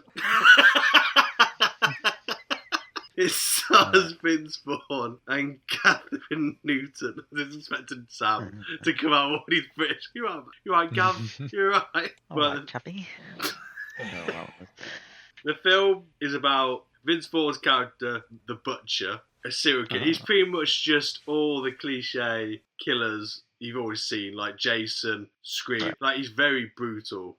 He swaps bodies with a teenage girl, Millie, because he stabs her with an ancient dagger. And Right. so when they swap bodies, they have 24 hours before the swap becomes permanent. So Right. that's the premise. So it starts off as it does with any teenage horror flicks. Teenagers are like this big house while the teenagers' parents are away, and they're talking about murders that took place in Blissfield. I'm guessing is a fictional place. I really thought you were going to say Bristol for a moment.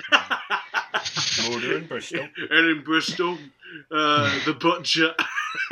Murders that took place in Blissfield in 1977, and they disappeared in the 90s. So he sounds like the Kang thing. He's like, I'm getting tired of this. I'm just going to take a vacation, take a break, you know.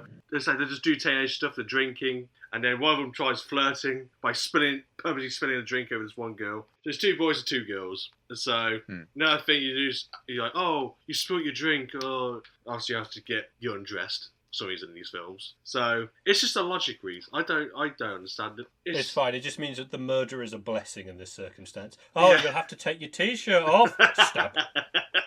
Honestly, at that point, I would be fine if the girl was the one that stabbed him, and then the serial killer's just behind them, like, fucking doing my job, mate. So you know what? You do it. So he spilled tip. He deserves it. Fuck it. Yeah, I'll stab you in a bit, but you have your fun first. As he just sits down and has a smoke while she's just stabbing his body repeatedly, just with the mask on. Yeah. Just mask on, cigarette through it. You just see some smoke, just about coming out. Like, you know what? I thought I'd come back after 20, 30 years. Yeah, people do my job for me. Love it. Don't have to do anything. I could wait another 5 minutes. It's fine. What's 5 minutes compared to 20 years? Who gives a shit? Like he has a schedule. It's like, no, I got some time to kill. Go. There you go. Sorry. I'm not due anywhere for about 7 hours. It's fine. But this leads to the girl go to the bathroom, finding something to wash her shirt, and the lad who's flirting with her, like, joins in the house. Stabs him. No, Stabs him. no. Oh. He wants to get funky with her, so no. Oh, he wants to stab her in a certain way. Yeah, what they can do. With a certain. Low hanging fruit, definitely. So they walk through this room. One of the girl's parents, that's their house, and they have all these artifacts. There's one weird dagger, as you know, that will be used later on. But the kids Hey, Chloe, you want to see my weird dagger? It bends in just the right place. Works every time. I don't know, this has never happened to my dagger before.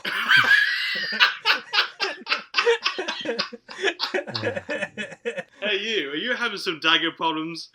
Take the pill to solve your dagger problems.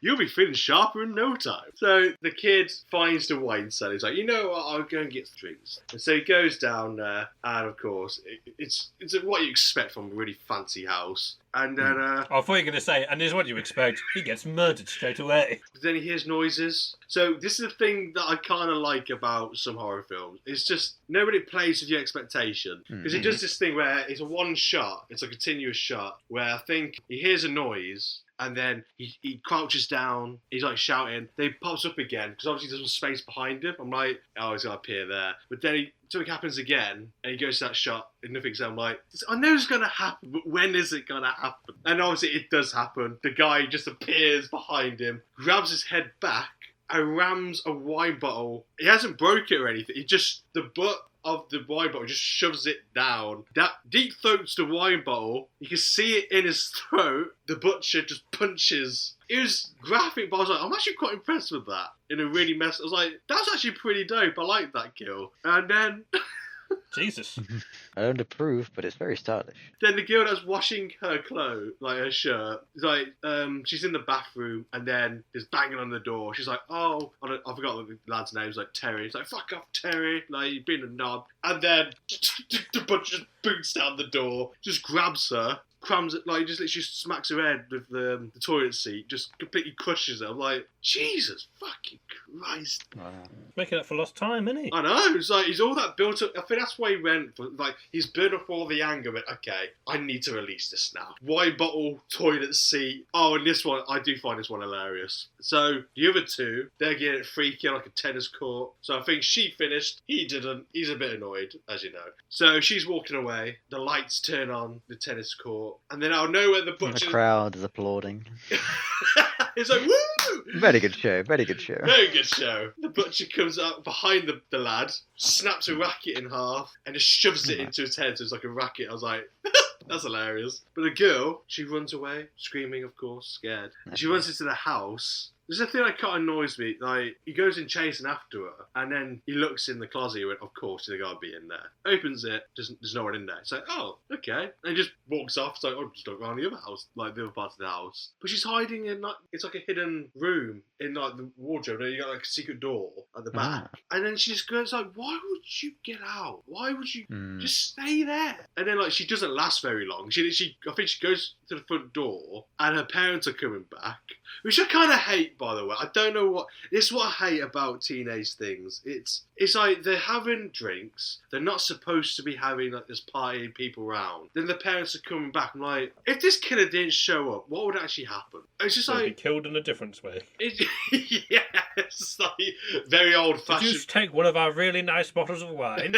Let me shove it down your throat. And I'll get your head and put it underneath that toilet seat. And smash you with it. Repeatedly. I don't know why it winds me up so. Because, like, back when we were, like, younger, if our parents were going out for a few hours, we wouldn't get, like, yeah, let's get drinks and get all these people around. You'd do it if they're going away on holiday in, like, the other side of the country. Like, yeah, we got a bit more time to do this now. They're putting up, the girl's got to try and make it to the front door, and then the butcher out of nowhere, it's just throws a spear out.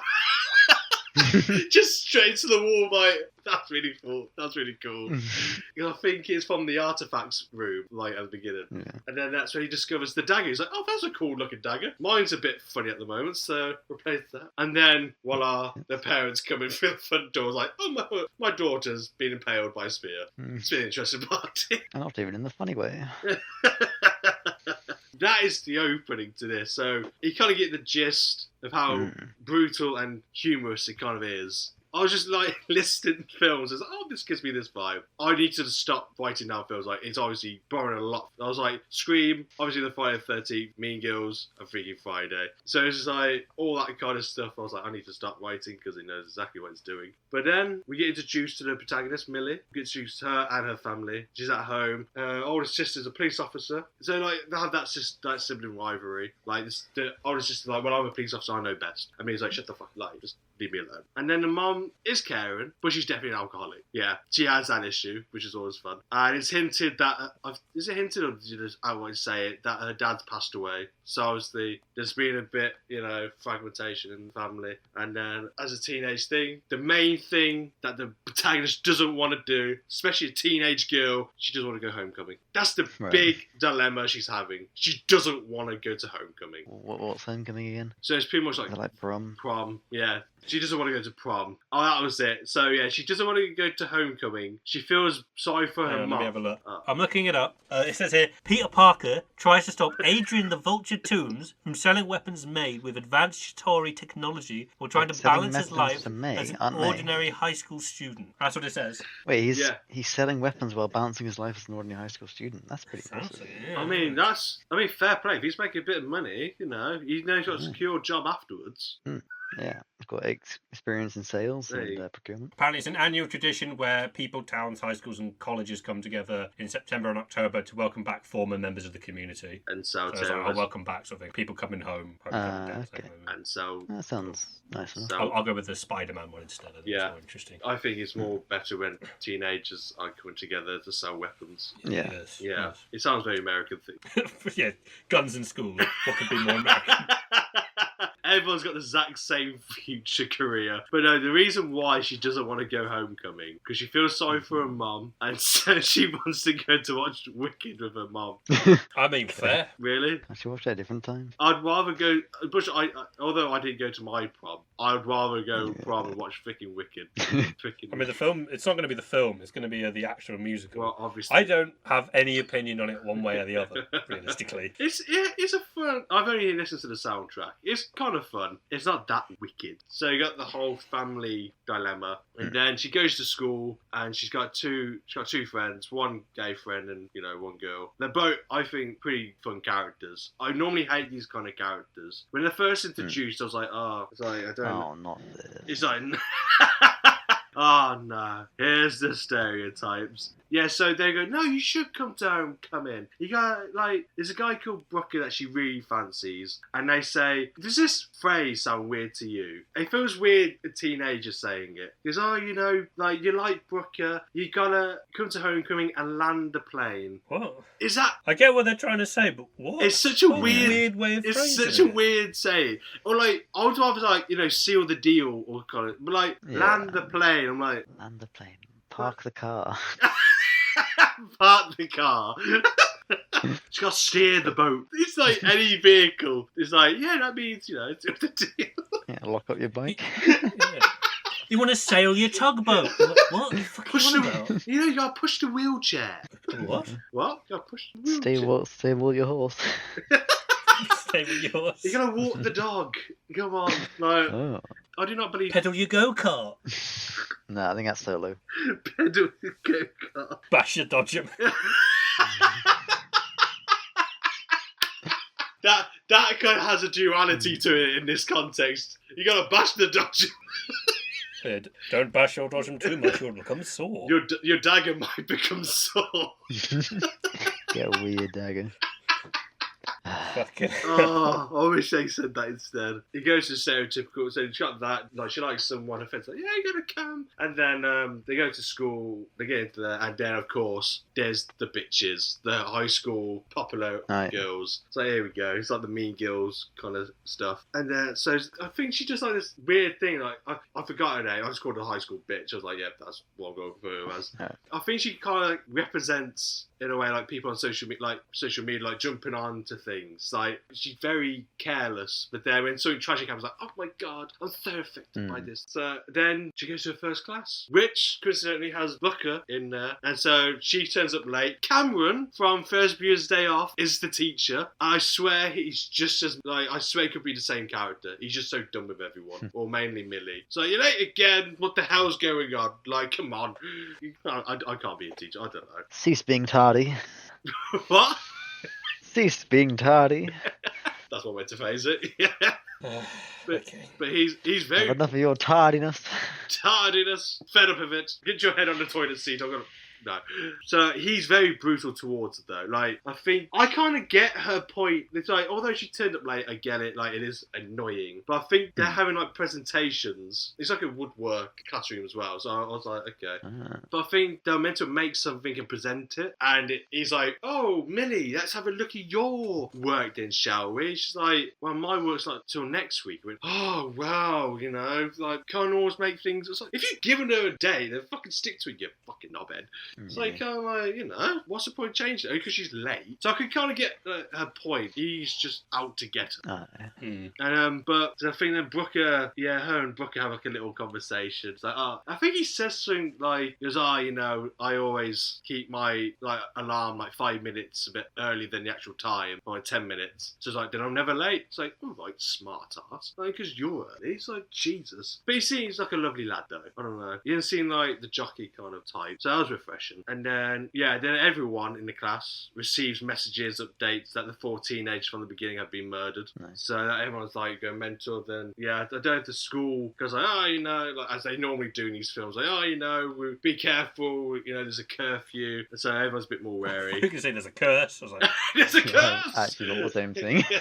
That would be... Be careful, everybody, there's a curse. That would be so American, though, wouldn't it? They wouldn't go, oh, you know, like, our societies, we fuck societies. Like, no, there's a curse. We live in a society. Otherworldly happening. Like, it's not our fault, it's a curse. Then later on, like, the scene afterwards, you find out Millie is the team mascot for the sports team. Is it American football, isn't it? Like, yes, American football. Which I hate. I don't know why I hate saying that. It's just so many symbols. It's just rugby, but American. The thing is that they would just call it football and we would just call it wrong. Wrong? But yeah, Millie's dressed as a mascot, and the mascot is a beaver. I was just like, sure. Right.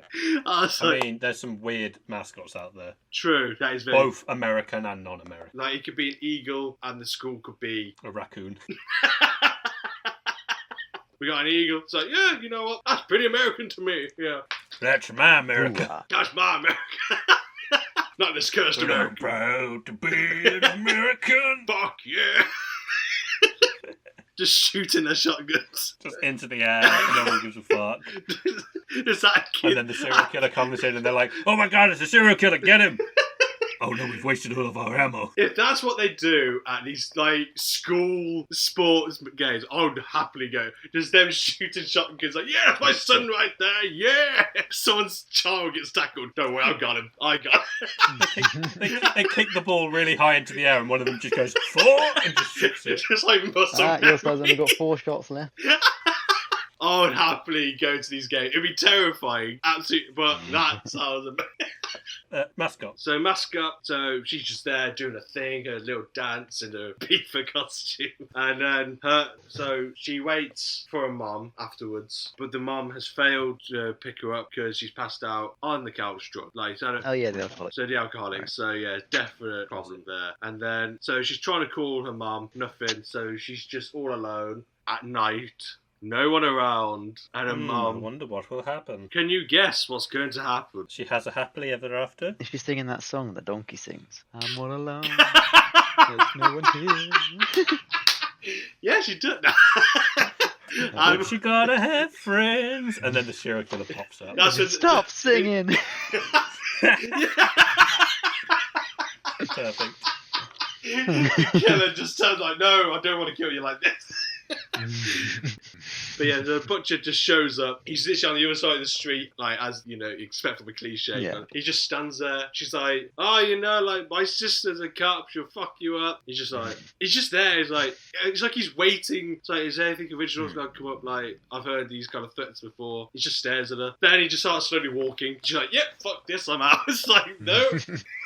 It's so funny. The football, like the ground has all been closed off, and she just like opens the gate like just ajar. But obviously she's in a big beaver costume. So she's just squeezing through it, and the killer's like, okay, just following. It's like, well, this could be easy. But she managed to fit through, and then so I think she's hiding, and then the killer's walking around, or he's disappeared, and then She's still in the beaver costume this entire time. yeah, she's just in this big puffy beaver costume. I was like, I mean, fair play to her. Wow. Like, Does she take it off at all? no, the only thing she takes off is the head bit. That's it. Like, Oh. You'd think that the best way to avoid getting stabbed in that situation is to run to a place that's relatively obscured, take it off, and then just pretend that you're hiding there in the costume, and just have them stab the costume and there's no one in it, and you're like, oh, that sounds like proper Scooby-Doo stuff. clever girl. And And then drop you're off. like right next to him and you slam him over the head with a chair as he's like stabbing. It's like, Because you're Yeah, proper but clever he'll probably girl. like just tank it, you know. He'll strap her across his back and he'll just stand up slowly and Yeah, at that point, while he's trying to do cool, stand up and look behind him, you're already like halfway across the pitch at that point. And he's still like, oh fuck, I can't spend time looking cool. Back to the chase. no, I've got a job to do. I need to be professional after 30 years and not being on the scene. well, I mean, he'll probably just like edgelord stare as she runs off, and then like it changes scene. You know? Yeah, that's what Like, it's gonna this is my new target now. It's like, you have Predator vision. I want you, little girl. But it's one of them, I just found that really funny. I was not expecting this chase sequence in a beaver costume. It's the way she's just squeezing through the fence went fair. I think I'll just give up. I'm like, you know what, just aim me. The dignity to die in a beaver costume like that would be. Imagine being found like that though. Mm. And like, People wouldn't necessarily think that you're dead, I would estimate. Sorry. it's like a You know drug. one guy that got impaled with a spear. Imagine you've just been pinned to the wall with a spear, but you're in a beaver costume. So you're just there. You be beavered. It's just like, I like the idea damn. that it's just pinned the costume and the killer's just assumed you're dead. And you're just there, like, dropped, just like, oh my god, he missed me, he missed. Just the costume is hanging like, that was very lucky. It's like, Yeah, he's just there, like, another person dead. And he leaves, and it just goes inside the costume, and you're like, oh. it's like, The killer just walks there, like picks up the top of the costume and just puts it on your head, and you're just like, I'm dead. I'm dead. Yep. Don't look at me. I'm dead. just don't say that out loud. It's like, I'm dead. It's like one of those fucking Ring doorbell views from inside the camera, as the killer's just like looking, trying to see if they can see inside the costume without taking it off. Just like when their nose is like really big and they're just looking inside, just like, "Is anyone alive in there?" Waving his hand, and you're just there like. Can you just imagine, like, if he was actually really polite though? It's like, just checking that you passed away now. I thought I'd just give one last check and then I'll leave you alone. It's like, thank you, Mr. Killer. Thank you. Literally, it's like this. Like, I just want to make sure that you are properly dead. Okay, Just, just making sure. Okay, bye. it's like, Bye. Oh, fuck. like a neighbour checking you beat, like you got your parcel. It's like, yeah, has a spear impaled you? Yeah. Just imagine the killer being like, bye, Just like, bye. yeah. Oh no, you're no. Okay. Cool. Just can't leave a crime scene without being polite. It's like, bye, have a lovely afterlife. Bye. Bye. It's just written very neatly on the wall. I said bye politely. Sorry for the inconvenience to the family members. I stabbed him in his ribcage and made sure he bled out. He gave me a 5-star rating on serialkillers.net. I'll be your serial killer today. But luckily, though, in this situation, Millie's sister, the cop, the police officer, she sews up. So, like, as the butcher is chasing down Millie, pins her down in the beaver costume, like, this could be where dignity goes. Like, she's going to get killed and impaled in a beaver costume. And he stabs her. But the thing is, though, it hurts. I think it hurts both of them because he also felt the pain as well. So, ooh, the dagger is cursed. So it is a curse. And then that's when the sister comes along. I think she's like shouting shouting, shooting, and he's like, yeah, fuck this, I'm out. But it's a really cool visual though. Like, I wasn't expecting it. I just think, like, so when he stabs her, it does this thing like it's like he's on top of like a pyramid, as you expect, like a sacrificial like pyramid. I was like, oh, he reveals it, then it goes back. It's like, I was like, it's very quick. I was like, I was not expecting that kind of visual stuff in this film. I was like, oh, it's quite a nice thing to kind of throw in there. But yeah, then like the sister comes along, and like he's like, yeah, fuck this, I don't know what the hell that dagger was, but it's like, I'm out of here. So that's really freaked me out. Yeah, then the next morning they wake up, they're not in their bodies. It's Friday the 13th as well, so Freaky Friday the 13th. Freaky Friday the 13th, yes. It alliterates if you can't pronounce the third. This way, I feel like the actors actually did a really good job. It's like because Millie's quite a sweet character, but she's very timid and like I say, she's very cute as well. But then, as soon as the butcher's in the it's like just how deadpan she is. And at one point. Because like she just wakes up and like, well, she got like pitch perfect like posters on the wall, like very. It's like, is this? It's like, where am I? That's like, I just don't know what's going on. And like, and the mum's like, oh, like you look. I'm like, I hope you're okay. I'm so sorry. And, like, I made some breakfast. And she goes to the kitchen. She starts pancakes and eggs or whatever. She starts like shoving it in her mouth. I was like, oh, that looks appetizing. Yeah. And like, I think the mom goes out the room. Like she gets like the postman comes to the door, and then the sister comes in, the police officer. She's like, I think she's just talking. I was like, oh yeah, hope you're doing okay. Like you're a bit weird. And as she's like at the counter, so she's not looking at Millie. And then Millie just grabs a knife and just goes. Like, the butcher's like, yep, gonna. And the mom comes in, like nothing weird happens. She's like grabs the knife. I was like, yeah, so yeah, as I was saying, it's like you're not concerned that your daughter just had a knife as aimed at your own other daughter. It's like, no, nothing. It's a prank, bro. Is this a prank, bro? And then, I was just pranking the mom. Ruined it. And then, so you got that. So you got Millie acting like a psychopath, of course. But then this when it switches to, Millie into Butcher's body. That's where I think Vince Vaughn, just great seeing him like this again. He just makes him like, oh my God, like, what's going on? He's just like, oh my God, I'm like in an old man's body. He's like, oh, my teeth are all yellow. I don't like this. I was like, this is great. Then I think this guy, because he's living in this like this really like abandoned building, and he's got like mannequins with like knives in it. He's like, I don't know what's going on. It's like, what is this? So it's like a really tall bloke. He's like, oh God, I don't know. It's like just the way he runs out. It's like just trying to find her way back. It's his run. It's brilliant. It's so feminine. I love it. It's like, he's just, again, he's a tall bloke, very built. He's like, yeah, so I want to go back home now. Because what happened like the night before, people are coming like I think they see like pictures or like sketches of him, and like so she's walking through the town. People are like, oh my God, it's like he's like, oh, I just like no, not the butcher.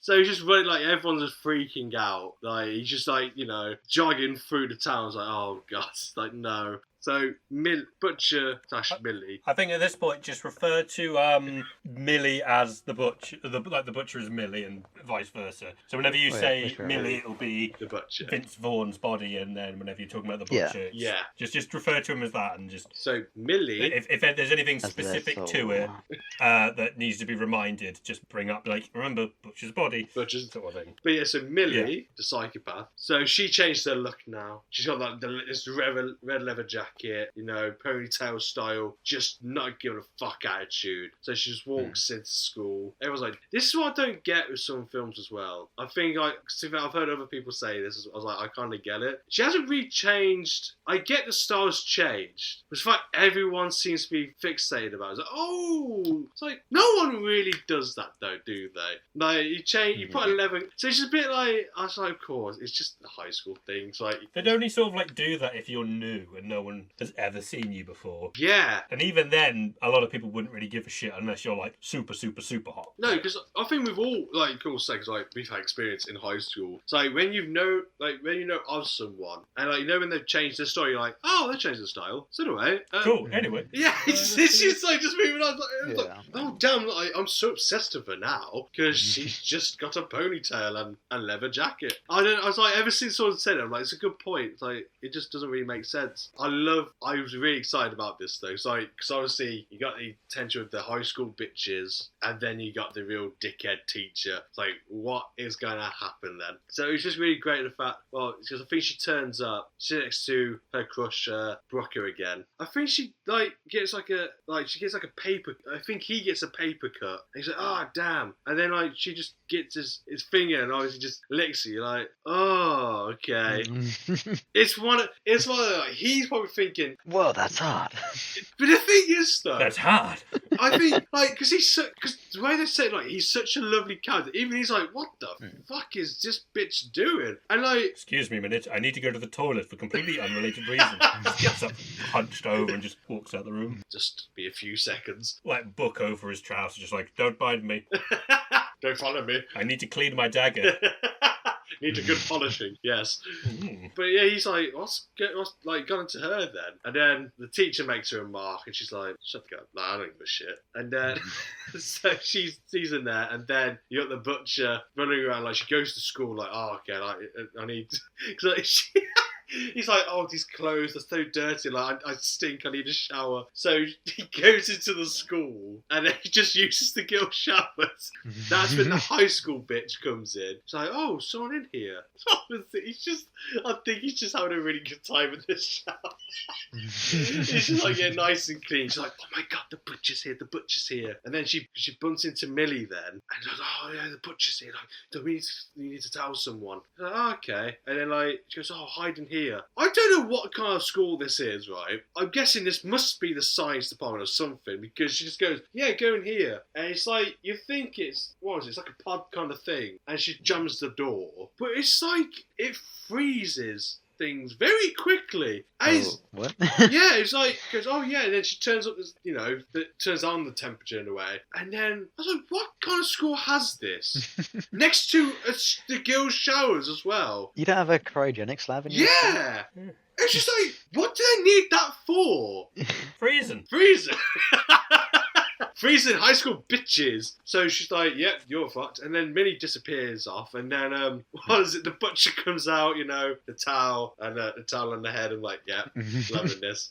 And I think she notices, he notices the door's jammed. Like, oh, what's going on here? And the bitch just frozen. Right. I think it's how it happened. I think oh my god, I think as you do in films, you touch them to see if they're okay. And then it just shatters across the floor. You're like, I don't think she's gonna make it. She's still good. So it's like, okay, so the killer's obviously here then. Yeah, so the butcher, sorry. She's like, okay, the butcher's like, the killer's here. And then he finds Minnie's friends. Right? And they're like, oh god, it's the butcher, no. So they start running away. And then he's like, no, it's me. So this bit, right, this sequence, he slips over. It's so funny. He slips over, then he gets up. I read something that wasn't actually scripted. Apparently he just slipped on this fake, because it's like a theatre in the school. He slipped on a fake plant, and he's like, yeah, he just got up and I was like, yeah, I was keeping that. And I got a proper laugh out of me, because how he's running, it's like a girly run. And he just sits like, oh.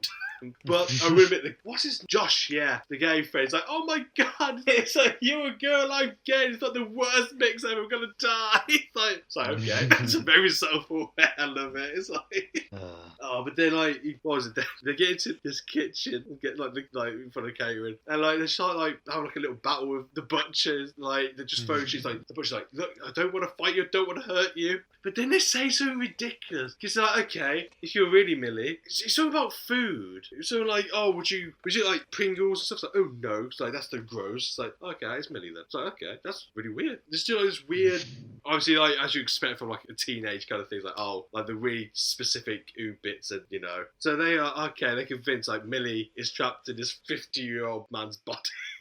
So I think they're trying to figure out, she explains the dagger has swapped their bodies, and they go, we need to figure out what's happening. And so I think what happens in this bit, they somehow think they kind of find the dagger, things like a picture of the dagger or something, and they get there's an inscription on there. So they take it to things like a Spanish teacher, and they're not going to question it. So while they're trying to find out what this says, the butcher has a really fun time having a wee, because it's Millie. So he's like, oh, this is just a bit weird, isn't it? He's like, oh, this is just very interesting way to get to the toilet. he's having a blast, man. So you know what, have a bit of fun, might as well. But Wait, which one's that? Which body is it? The butcher's body. Okay. So Gotcha. she just, I reckon it was like, oh, this is just, you know, as you can imagine if a woman was a man and having a wee, like, you know, that, like, oh, this is interesting. Like, it's just very weird. But then this is where Millie, the butcher, uses his strength, because like a bully comes in. Things from like early on in the film, like he scares Millie. You know, he's just being a high school knobhead pretty much. And then the butcher just grabs him and just lifts him up. It's like, yeah, does that make you feel good? Like, you know, make you feel big? It's like, fuck it. You jump scared you earlier. Like, fuck it out. And so he's like, no, I don't like this. And I think the lad starts weeing himself. He's like, oh dear. I was like, you know what, fair play though. It's like, if you got the body, like, for now, you might as well take advantage of it. So and that's when the friends, they find a Spanish teacher. The Spanish teacher says something in Spanish. You're like, even they're like, what does that mean? She's like, well, after the body swaps, you have 24 hours until it becomes permanent. You're like, oh no. It's like shit. It's a bit of a weird thing to put on the side of a dagger. It's very specific. It's like that. It's like terms and conditions back in the day. It's engraved on weapons. Like, just so you know, guys, when you purchase this weapon, and you're like, yeah, I read that. It's like, give me the freaking dagger. I guess the most of it's like, just so you know, you've got 20 minutes to close that before you bleed out. The old-fashioned way of doing things. Yeah. May cause stress, confusion, anger of the gods, and eldritch abominations. So please say to us that you read the terms and conditions before publishing this. Like, yeah, whatever. I'll do it. Just like a whisper disclaimer right at the end, yeah. So disclaimer. They just stop you at the door. Just double checking. You did read the description. Like, yeah, whatever. Yeah, stabby. Yeah. So you got the butcher, you know, just lifting up bullies and then making them piss themselves. Where Millie decides to go back to the classroom where, you know, it's lunchtime, and the teacher's like, well, what the fuck are you doing back here? Like, you know, class is over. What are you doing? And she just starts putting like a lab coat on and then some safety goggles. You're like, it's just not, like, I swear people have no red flags filtered. Like, he goes, do you think this is a bit strange? Like that she's licked someone's finger earlier, giving you nothing emotion. Don't you think this is going to lead to something a bit, you know? So I think to fair play to him though, I think she gets like a tool. And I think she just like tries to whack him with it. But mate, he just gets it. I think he actually floors it. He's like, you know what? Fair play. Like, if a student's coming at you, that's what you need. That's self-defense. But then I think, you know, he thinks he's got her. She jabs him in the neck with it must be like a screwdriver or something. So he just jabs the neck. And he's like, oh shit. It's like, yeah, of course he wasn't going to win this one. So yeah, he's fucked, you know, there's no winning this. But then she starts turning on the blade, you know, on the table. What is it called? Saw blade. Saw blade. Yeah. It's just like, oh, what's she gonna make? Then she puts him on it, you know, and then grabs the legs, and then yank. Made a banana split with a human. Yay! So it's just, it's one of those, it's weird when I kind of root for the teacher this time. I was like, you know what? If a student was doing it, I was like, I don't blame him for thinking, like, this girl's just gone fucking crazy. I don't want to die. But he's stabbed and then sword. It's like, fuck, he didn't really deserve that. It's a bit brutal, but that's when she leaves. And that's when the butcher and the two friends come running down the hallway and they see Millie. And then Millie puts on that victim's like, oh my god, it's the butcher's gonna help. And they're like, oh, for fuck's sake. Of course the people got to believe her. And so you got like these fucking security guards and you got Vince Vaughn running like just been in school.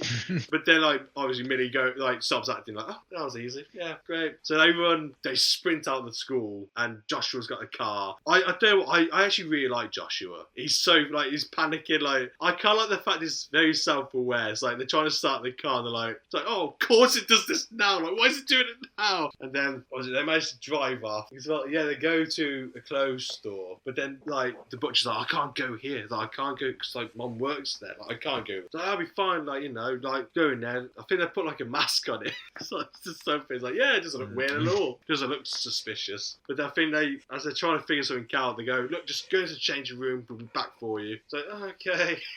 So he just stood there, just pink rooms, like, okay. So I don't know what to do. Yeah, then Millie's mum comes and like, he's like, knocks on the door, like, no, someone's in here. But they have like I was expecting this. They have a really sweet moment, moment, and Just so weird. it's very weird. It's like I shouldn't be feeling like I was expecting this from this film. Really nice because I was like, what was it? They talk about the dad, you know, and like, oh yeah, I know how it feels, and you know, your daughter probably just needs this or needs her own life. So it's so. But then it's where he goes, oh, you just have like, you're so easy to speak to. You sound like a really lovely man. Like, would you want to go for like a drink? It's like, so yeah, but not now. It's just like, not now. I was like, how do you talk? How do you get yourself out of this situation? Yeah. It's like your mum. I'm taken, sorry. It's like I've taken lots of people back to my hideout. Can you imagine? Oh, well, what do you do for work? Butcher. And they're like, oh, okay. Is that why everyone keeps calling you the Butcher? Like, yes, that's why. It's just a nickname that stuck. It's just, I can't. So what do you actually do for work? I work in IT. Oh, that doesn't work. I feel like more serial killers in films need to go, oh, I work in IT. Because then that's such a boring response that everyone just immediately leaves that conversation. It's like, what do you do? IT. Okay. You don't need to explain anything. You could just completely just lie about it. It's like, what do you do? I work in IT. Okay, that's the way to kill that conversation, Fred. But luckily, the mum, I think she gets called away. And then he gets out the change room. Yeah, they're sticking a mask on. It's like a really... I forgot what the mask... Like, I swear it's like a famous person. I think it's like a football player, isn't it? Oh, it would have been so funny if the mask that they used was like... Oh, what's he called? William Shatner. The guy who played Kirk. William Shatner. That would have been so funny if it was William Shatner. If it wasn't... Yeah, the one from Halloween, yeah. And then that's the one. Just a non-bleached version. That would have been such a good reference if it was just a William Shatner mask. I actually would have... That would have been great. I would have really rated that if it was like if it wasn't all like whited out and like, you know, with the hair. Yeah. It's like no, it's actually the William Shatner mask. It's like, yeah, this actually would fit perfectly. Because looking at my notes, I think it's one of those. I was actually just watching the film. I was actually surprisingly, I was like, you know, I'm gonna see how this goes. Yeah, so they realised because once they figured out about the dagger, like, okay, obviously we need to get back. Now you got 24 hours, get the dagger back, then undo it. Where is the dagger though? Oh, someone got the dagger. He was a police officer. Who's a police officer? Millie's sister. So the dagger is at the police station, and so I generally think this bit is actually like really fun. So they call it the like. So what was it? How did they do it? So they go hunt down the butcher, like hunt down Millie, and then.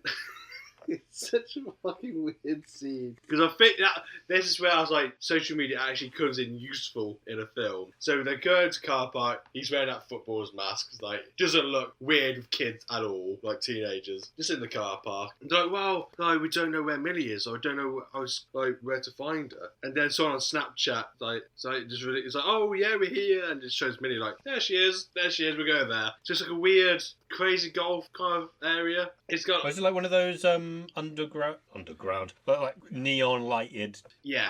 What would we call it? It's not crazy. It's like a golf club. Why is it called Ghetto Golf? I'm glad. What? I'm glad Sam at least. Well, I was in main thought. What was that? It's because I said it's a golf club. Oh, for God's sake! For God's sake! Yes, Rhys. It's like a golf club. So they go to a golf club with neon lights. That's me, a member. Nah. They go in there, and I think Millie's planning on to kill one of the high school lads. So, as she does. But then, like, why not? Why not? They're holding what? So they manage to find her because I think you see on the cameras. Oh, okay, she's in this area. So they go chasing after her, and then successfully they actually knock her out. I think the butcher knocks her out. Like, okay, well, there we go. You got that job done. So it's like, that's my body, so I get to do it. I think she also knocked out. I think Brooker was there as well. So I think he gets involved. So I think she's going to try and kill him. So he's knocked out as well. And so like, well, you know, and so they bring him back to Josh's house. Millie's just tied up in the chair, and then like Booker's like passed out on the sofa, and so the butcher's like, you know, I'm actually like, I will kill you, like I'm gonna get out, and then Booker starts waking up. He's like, oh my God, Booker, like, please help me, like they've taken me hostage. He's like, and they just shove something in her mouth, like, yeah, this isn't weird at all. Like, this has a perfect explanation. It's not as crazy as you think. Right, it's crazy. And I think he's like, I'm gonna go. I feel like this is a bit too much for me. And then what was it? The butcher recites a poem that that Millie put in Brooker's locker, and so he's like, "Oh, this makes more sense, I guess." So he's like, "Okay." It's like, okay, you're telling the truth, but this is still a bit weird. So a grown man is just reciting a poem from a girl. I was like, I don't get what's going on. Like, this is completely lost him. But like, he kind of like understands that. Okay, I kind of believe it. Like, no one else would know that. They're like, okay, now Brooke is on board. We need to go over a plan while the psycho is tied up to the chair in the living room. You know, like, we need to get the dagger. So they plan their little break-in into the police station. And they're like, but wait, someone needs to stay behind, make sure she doesn't get loose. And they all just turn to lovely Joshua. And she's like, I'm going to die. It's like, I'm so dead. It's like... Oh. That sequence is brilliant as well, because they go off to the station. Josh is just left at home with the killer. And I love the fact how they use like Millie's like victim personality kind of thing, like the facade, because then Josh's mom comes home, and then Millie's like, goes, "Oh, please, you gotta help me, you gotta help me." So it's going, like, he's lost it, he's gonna kill me. She's like, Josh, what's going on here?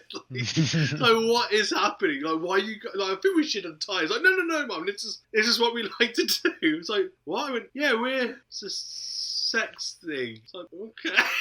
It's like, I suppose you're gay though. Like, this doesn't make any sense. Like, so it's such a great scene. It's so awkwardly and painfully funny. It's so good because it's just like, Mum, I'm straight. Yes. And even like the butcher in Millie's body looks with just a really, like, seriously, like, you ain't falling. Just everyone in the room is like, what? Like you're not falling no one. It's like, you're not following me with that.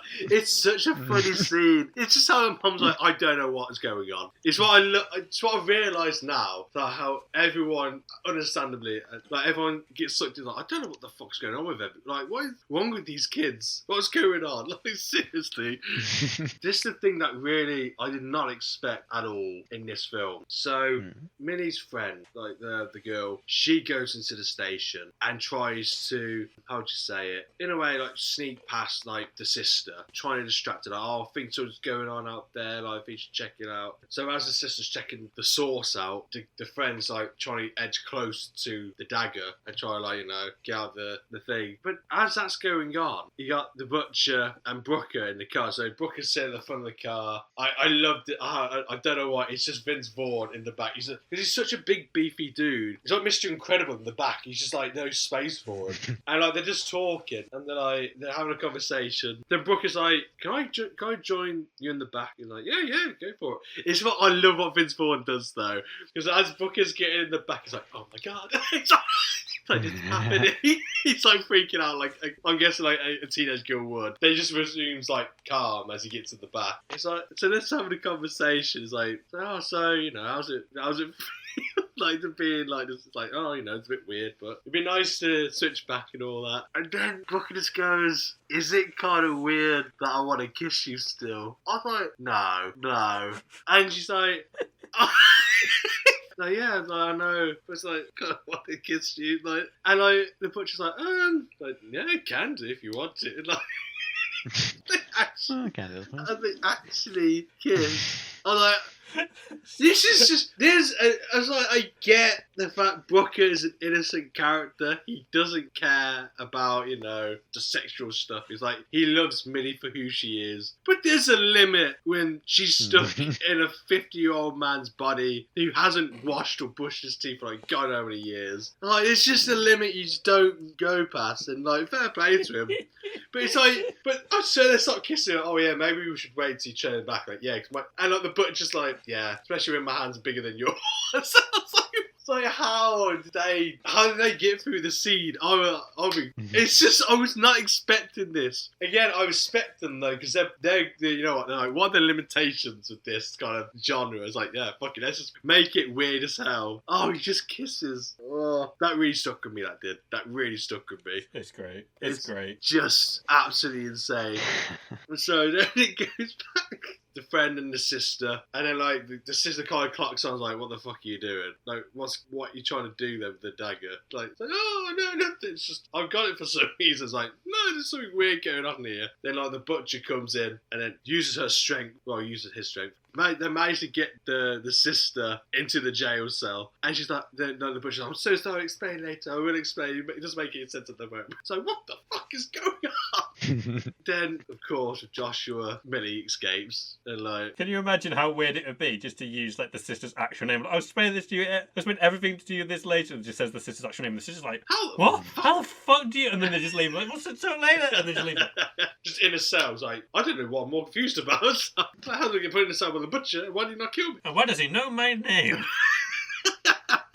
I still can't get over the kissing bit. I literally put it like Brooker and Millie kiss while still in the body. It's just like it stuck with me. I was like, I could just picture. Very funny. It's funny, but no, it's disgusting. I could just picture. Yeah, no, I don't want to think about it. But so finally get the dagger. Millie escapes. Like fuck, of course, Josh. He just couldn't keep her tied to the chair. So it's not his fault. It's his mum. Yeah, fucking bitch. Don't do that sex stuff. Be more accepting of your son. Honestly, he should have knocked her out of a different chair. And his dad will come home and see them both tied up. So why are they both tied up? Oh shit, Doc. It's like it's a sex thing. Maybe not. It's kind of, maybe not. This one's a sex thing. This one is not. This one, she's getting uppity. I will think of a better reason with her. This one is for denying my sex thing. This is punishment. This is a nice punishment for her. And then the neighbour comes round, and then the neighbour's wife, and then just goes up, and then the neighbour's neighbour. So the entire street just down. The whole street. You get back and it's just like a grid of chairs with people tied up on them. It's like an alien where they're like sellotape to the wall. It's like, wait, hang on. Where's the butcher gone? It's got like everybody else here. It's like shit. Fuck's sake, Joshua. It's like Jaws. Josh is tied to a chair as well. So I need to restrain. Like, I didn't think this through. I need to restrain myself. It's like Jaws. Like we need more chairs. It's like, I'm gonna need a bigger chair. We need a lot more chairs. So of course, I blame Josh's mom, the bitch. Can't accept her gay straight son. Exactly. So Millie drives off, and then there's a part that's been mentioned earlier on in the film, like where everyone's going to. I'm guessing I think it was like after the homecoming. It's like, we go to this cool place. The after party. The after party. But guess where this after party was? Where? Was it the golf place. School.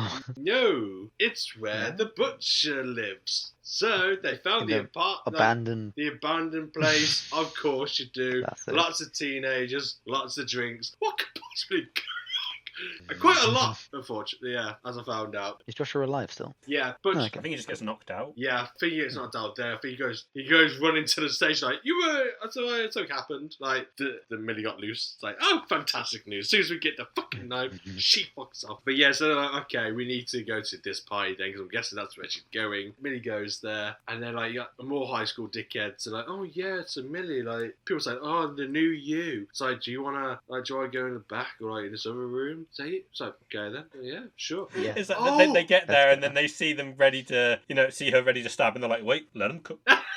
So wait. Give him 5 minutes. Because so I think she said to this one lad, hurt his ego. I think he was like, earlier on, like the golf place, like, oh yeah, I can make your like really wet or something. I don't know. But then she just turns on and goes, "You make me feel like sandpaper down there." It's like, oh, that's a new one. Okay. And so at this party now, it's like, I can prove you wrong. I can make you really wet. It's like, all right then, let's do it then. And then covered in your blood. So they go in this big empty room, which I'm really concerned about. Like why is everyone not spaced out in this place? I don't know. So it's like an big empty room, and then these two other lads appear. I was like, this is just getting a bit too rapey now. Only because she insulted your ego, your little dagger. You feel like you need to get two people involved in this. So at the beginning, you're like, oh, you know what? They kind of deserve what's going to be happening. And like, so this is just insane. She just think she gets fucking not. It just cuts their throat, like one of them. They're like, what the fuck are you doing? Like, you're insane. Like, you're actually insane. I don't think they survived because... We were just going to scare you. We weren't actually going to do anything. You just slit his throat, Just mate. let my dad go away. Yeah, just going to scare you. Yeah, Fucking do it again. fucking do it again. Do it 2 more times. I'll do it now. Your throats aren't cut yet. Let's go. The other three are like, okay, we're going to this party now. The butcher's like, I need to do this by myself. Like, she is a psychopath. Millie's a psychopath. Like, no, we're going to do this. So at this point, they have till 12. And I think they literally got like 15 minutes or something. So it's like, time is ticking away. Stakes are raising. And so Brooker goes... It's not vampires. It's a serial killer, not vampires. I hate you so much. I hate you. Bram Stoker over here. Alright, Woody the Woodpecker. Yeah. So Brooker's like, puts this timer on. I was like, look, just put this timer on. Then you know how much time you got. And so they go hunting for Millie. They go to that... My prediction. Can I give my prediction? Go on. Brooker put the timer on, right? Yeah. He's going to set it 5 minutes early, and that's going to be a plot point. Okay. Are you thinking the same, Rhys? Or you got a different... I've seen it. Yeah, but what's your answer? Need an answer, sir. Need an answer. My answer is, it's been too long and I can't remember. Oh. Not good enough. Do your homework. That's a shit answer. My dog ate my homework and also part of my soul.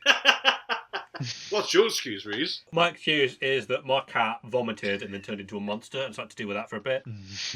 Makes you clear that up then, silly. It was even worse because Sam died, but his Phoenix brought him back. Yeah. Oh, that was very upset, cried, healed. So he's brought back to life, and I got... Oh no, the Phoenix wasn't crying over Sam. The Phoenix was crying because Paddington 2 was on. So it's like, this is not a good film. And then just cried. Yeah, but I put that on as I was done. As a backup. Yes, I know this will work. You bastard. So you two, I'm a chatter because I keep getting walked by my dog. Yeah. You think you got it hard? Yeah. My life tiring. No, I just felt I hate the thought of that. The fact you're getting walked by your dog, and then they're having like barking conversation. You just stood there like, can we fucking go now? I'm getting bored. I just want to go. You're just getting to experience what your dog feels when you're walking. Just like, oh my god, can we fucking go? Your dog just looks at you like, go on, do you need to poo? So yeah, but I want to go outside, go for a poo. Because I don't want to do it here. I want to do it down there. I want to get that stick as well, and just You just take your trousers off and squat, and the dog just looks at other people, just like, I'll deal with it. It's fine. One of them's just getting out a poo bag. Don't worry, I've got this, lads. Don't worry. You squat, and then you're like, actually, I'm gonna just like waddle across like half the lawn, just to find the right place. No waddle of shame. Yeah. So your prediction is that Brooker has done that time thing. Like, okay. Yeah. So yeah, okay. So they go in, hunting for Millie, and I think it's Joshua. So they discover the 3 lads. They've been like ripped to pieces. You're like, oh, I think the killer is definitely here. So we need to fucking find her pronto. And then then Joshua's running through the crowd like, have you seen Millie? Have you seen her? Have you seen her? Then this have you seen this bitch? Have you seen this fucking pony-haired bitch with the leather jacket that everyone seems to notice nowadays? But this one lad takes it's like a jockey, like another one that buddies him. And what was it? It's like, yeah, I've seen it. And like takes it. I was like, oh guys, he's got to beat him up, isn't he? No, I call it a glee moment. Like the jockey starts kissing Joshua. Like, oh, so he's insecure about himself and likes Joshua. And then like Joshua's like, I don't fucking like you. You're a knobhead. It's like, yes, Joshua, slay. No. But then like the jockey's like, oh, if you fucking tell anyone, like, I'll fucking kill you. Cue Millie from behind him. A hook comes through the wall, hooks his eye, and just yanks him back through the wall. It's like, oh, I think Millie's here. I think Millie. It's just how we just found her. It's like, fucking hell. It's like, okay. I think, what was it? There's like a little chase sequence going on. It's like, oh god, like, she's running, and then they all get, like, Millie. They get her, and then, what was it? Then the butcher comes down, like, well, chasing after Millie, and, like, was about to stab her. Thing goes off, timer. It's like, it's midnight. It's like, oh, fuck me. And then Millie's like, you're lost. It's permanent now. It's like, sorry. And then the butcher remembers what Brooke said at the beginning. He goes, I set it 10 minutes before, so you know you're actually early. He's like, oh this is what he's done. So then he stabs her. Boom. They reverse it. And then, so yeah, everything kind of goes back. And then in that moment, the butcher's the butcher again. Then the police turn up. And then it's like, oh, here we go. And then everyone's like, yep, it's fucking him. Fucking shoot him. He's like, okay. He just blasts him. You know? Which one, though, is such a weird feeling, though. Because obviously you've been following Millie as the butcher the whole film. And he's like, oh no. I could be wrong, but I think I do the cliche thing. So I think they do get the butcher. It's like, okay, everything's sweet, don't worry about it. And then finally, Brooker and Millie actually, as herself, they get to kiss again. And her hands aren't as big as his this time. So it's sane. It's a sane way of kissing someone, expressing love. Not again through psychopathic killer's body who's 50 years old, he has brushed his teeth. That really fucking haunts me to this day. Yeah, it was quite a happy ending. So at home, she seems to have a really good relationship with her sister again, and then the mum, she kind of does get she seems to be recovering from drinking alcohol and that. So it's really nice. I felt like everyone kind of being comfortable with each other. And so I think then and then what was it? She goes to bed and the door opens and she's like, oh okay. So just the sister, the police officer, sister didn't close the door when she went, and then it turns out the butcher's still alive because so the butcher got shot. So so fucking sweet. But then in the ambulance beforehand, he awakens. I was like, of course. He pulls a fucking what's his name? Michael. Is it from Halloween? Mike Myers. Yeah. Michael Myers. He's not gonna die. He's like fucking great.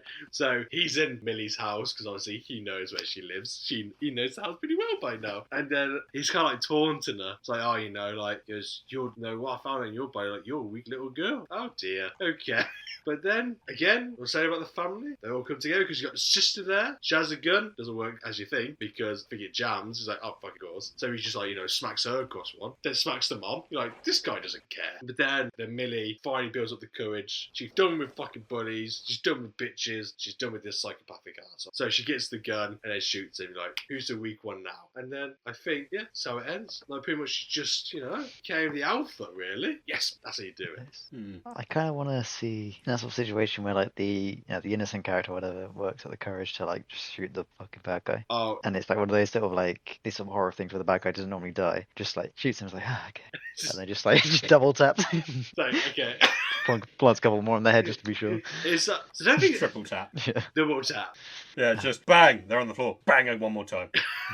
One for I think it would be great. It's this. You got another clip. It's just bang. I think that's it. No, it feels like pulls out a shotgun and just blasts, and there's just less than a stump remaining. Just getting pulls out like a machine gun.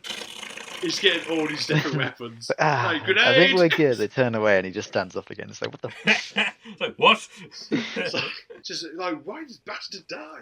It's the knife. It's the dagger. That's what's doing. The knife, it's cursed. It's the damn dagger. They shoot him in the head enough that his head explodes apart and he's just got the dagger in there. It's it was the dagger all along. Dagger is the real killer. Takes off the mask. Aha! I knew something was true. I've seen this film. And I would have got away with it if it wasn't for you meddling kids. I would have stabbed more if it weren't for you little bastards. Little bastards.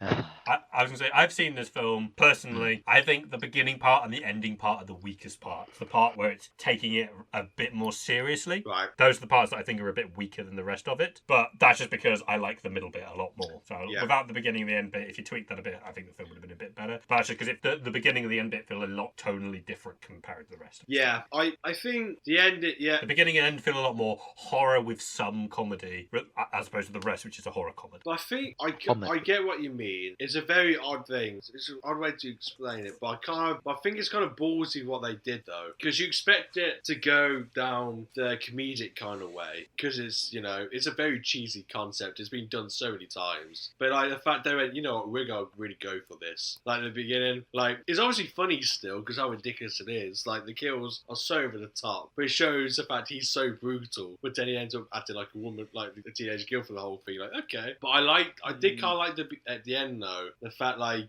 so I generally was worried. There's like, oh, they got when he wakes up in the back of the ambulance, I'm like, oh no, it's like I think I did like a sequel bait. It's like, oh fuck off. But I'm really glad they didn't. They just went, no. It's like, we're not gonna do that. We're just like, this girl's gonna fucking alright kill him. Like, you know what? I rate it. It's very rare to see that nowadays. It's very ballsy. But I get what I mean, like tonal differences. But I think I'm really going against what you're expecting. You kind of got me more. So I was like, okay, it's like the fact that like, they're actually matching up against each other. Like, oh, like in their bodies, like he's got all the strength, and she's got a gun. I think that works. I think for all of the other questions, you pretty much answered them all already. So I will just jump to what 4 words describe this film for you? What 4 words? Freaky, freaky, freaky. That's only 3. Technically, it's only 1. Technically, You can't reuse the same word, mate. Let's get rules. Freaky. Grossed out kissing 50-year-old 50. Grossed out kissing 50. Yeah. Okay. Grossed out kissing 50. That's And the final verdict? final verdict? Yep. I don't know. I don't know. Cool. We'll move on to the next bit. There's the final verdict. pretty good. I've just got the kissing in my head now. Like, that really freaked me out. I just can't. No, yeah, continue. Oh god, yeah. That kissing. That's of all the things that happen in that film. That kissing scene really icks me out. Fair. Cool.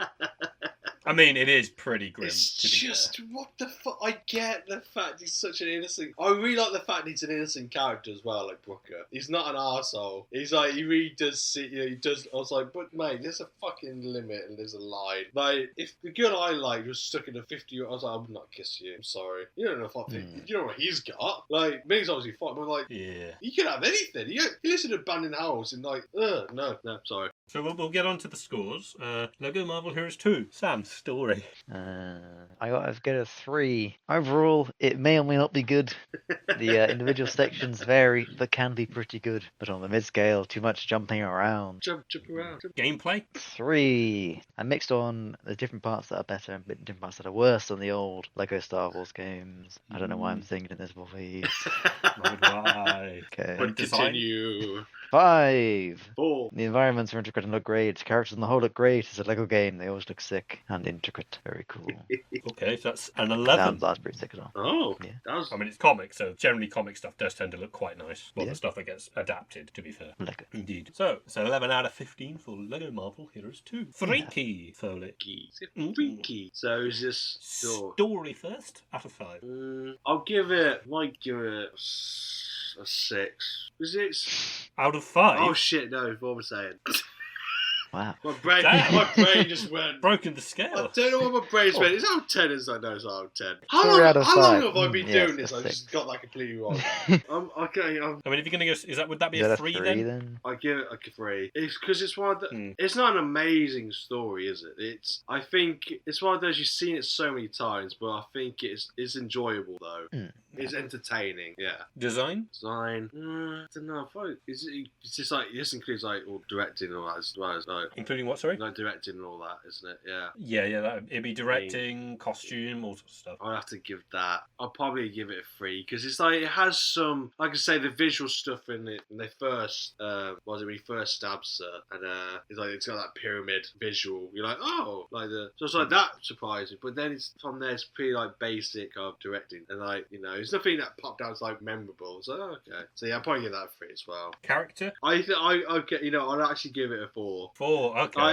I was wondering if it was going to be a 5, and then I was going to go, okay, so it's a 3-3-5. That's the same as Lego Marvel Heroes 2. Oh. Good to know. No, so that means it's a 10 out of 15. It's because difficult I enjoy the characters. I don't think they're I think the film sounds better than the game. But yeah, I think it's just a really enjoyable film. Yeah. Nice.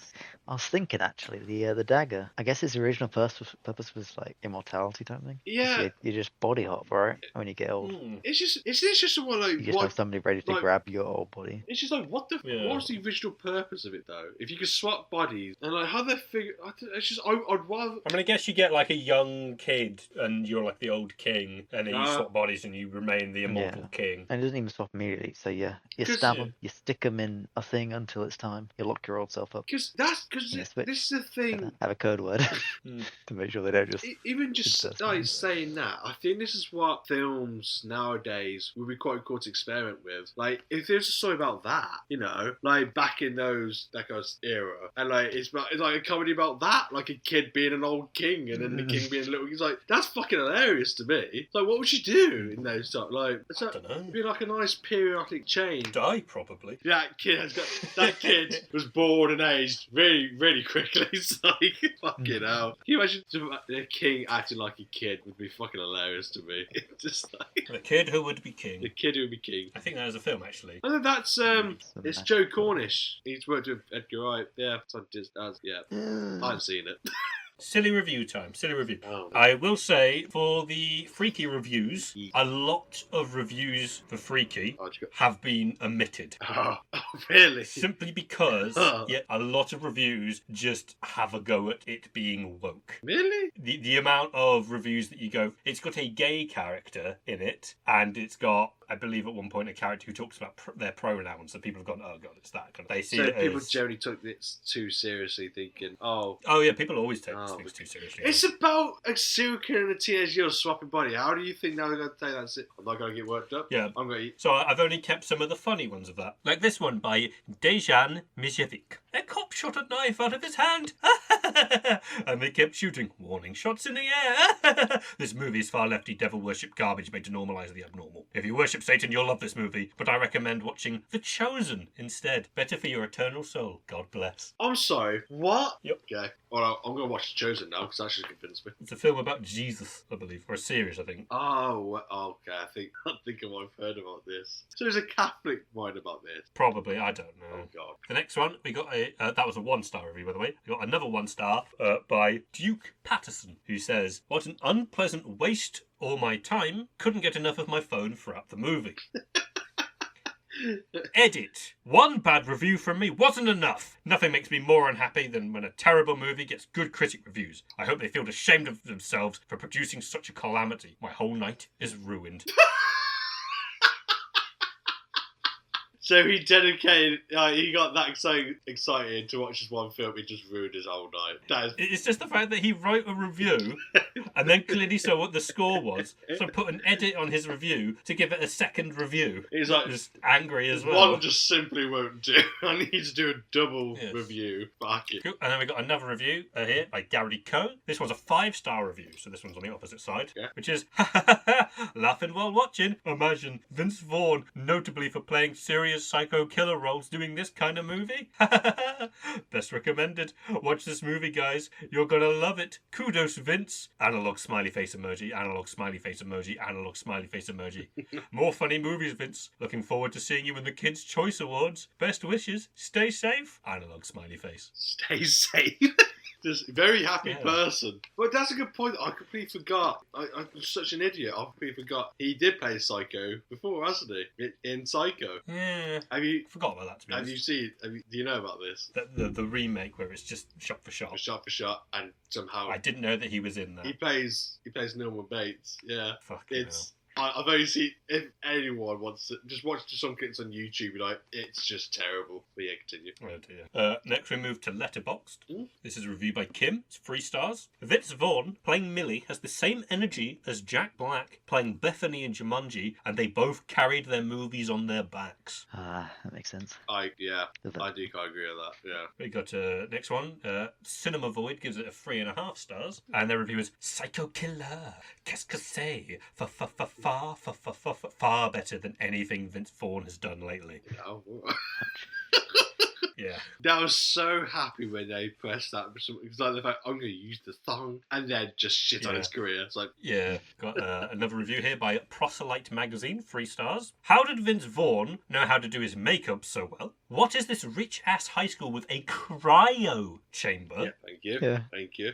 Hard cut from K Sarah Sarah to Suicide Boys is scene of the year. 2 stars from Zuzupan. Sis had the opportunity to see Wicked, but she went to the homecoming dance. Pure insanity. So the opposite of what you were saying there, Foley. Yeah. I've got 3.5 stars. This one, it just says by, I think that's Saturn. It's just a planet emoji. And the review is, I love how she showed up in the most basic outfit it, and everyone kept staring at her. Yeah. I got a 4-star one, Lex dagger emoji. It just says, I just really want to do that mini golf course, to be honest. Well, I got a feeling you wrote that. No, I didn't write that. It's by Lex and a dagger emoji. I want to join that golf club, that's what you would say. Yeah, I'd say that. What were you going to say, Foley? I mean, you are a bit of an amateur golfer, aren't you? So. Yeah. It's just one of those, I never really thought about it until people start saying, like, it's a good point. Like, why someone so immediately interested because they changed their look? I get it, but then I don't. But no, that's what... I understand the idea for it, but I just would never be that bothered. In film It's country. probably because we were all the unpopular people, so we just don't care about it. Yeah. How rude. You know... You were part of my group, Sam. You were very unpopular. Whoa. Whoa! We're all... No. We're all nerds. Like a nerd. Yes. Final one by the looks. By Haunted Hippie. 4 stars. We would... Yeah, it's a great name. Great name. We would all swing our new dick around out of curiosity, let's be honest. Like, you go into a guy's body and you're a girl, you're swinging that schlong about. Come on. Next, we got the reviews for Lego Marvel Superheroes 2. The first one is by Juvif9, and it reads as follows. Product received for free. Jogo é bom e fatalities perde para Lego Avengers. See. Yeah. See. I gave that the funny award. I'm not sure I agree with that one, too. That's fair. Next one, I've got a recommended review. I decided it'd be interesting if I went by some curator reviews, see if there are any interesting ones in there. This one just says, recommended Spider-Man, Thor, Hulk, Black Panther, Captain Marvel, Doctor Strange, Green Kobold, and many more feature in this Lego adventure. They mean Green Goblin. Green Kobold? What? Yeah. What?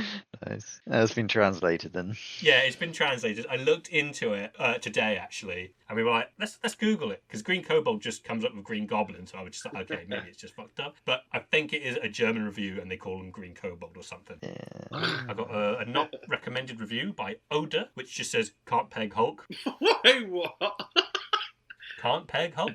Can't peg Hulk. It's not recommended, you can't peg Hulk. That's a shame. I got a recommended, which is Morbius is in it. Is this even America if you can't play Hulk?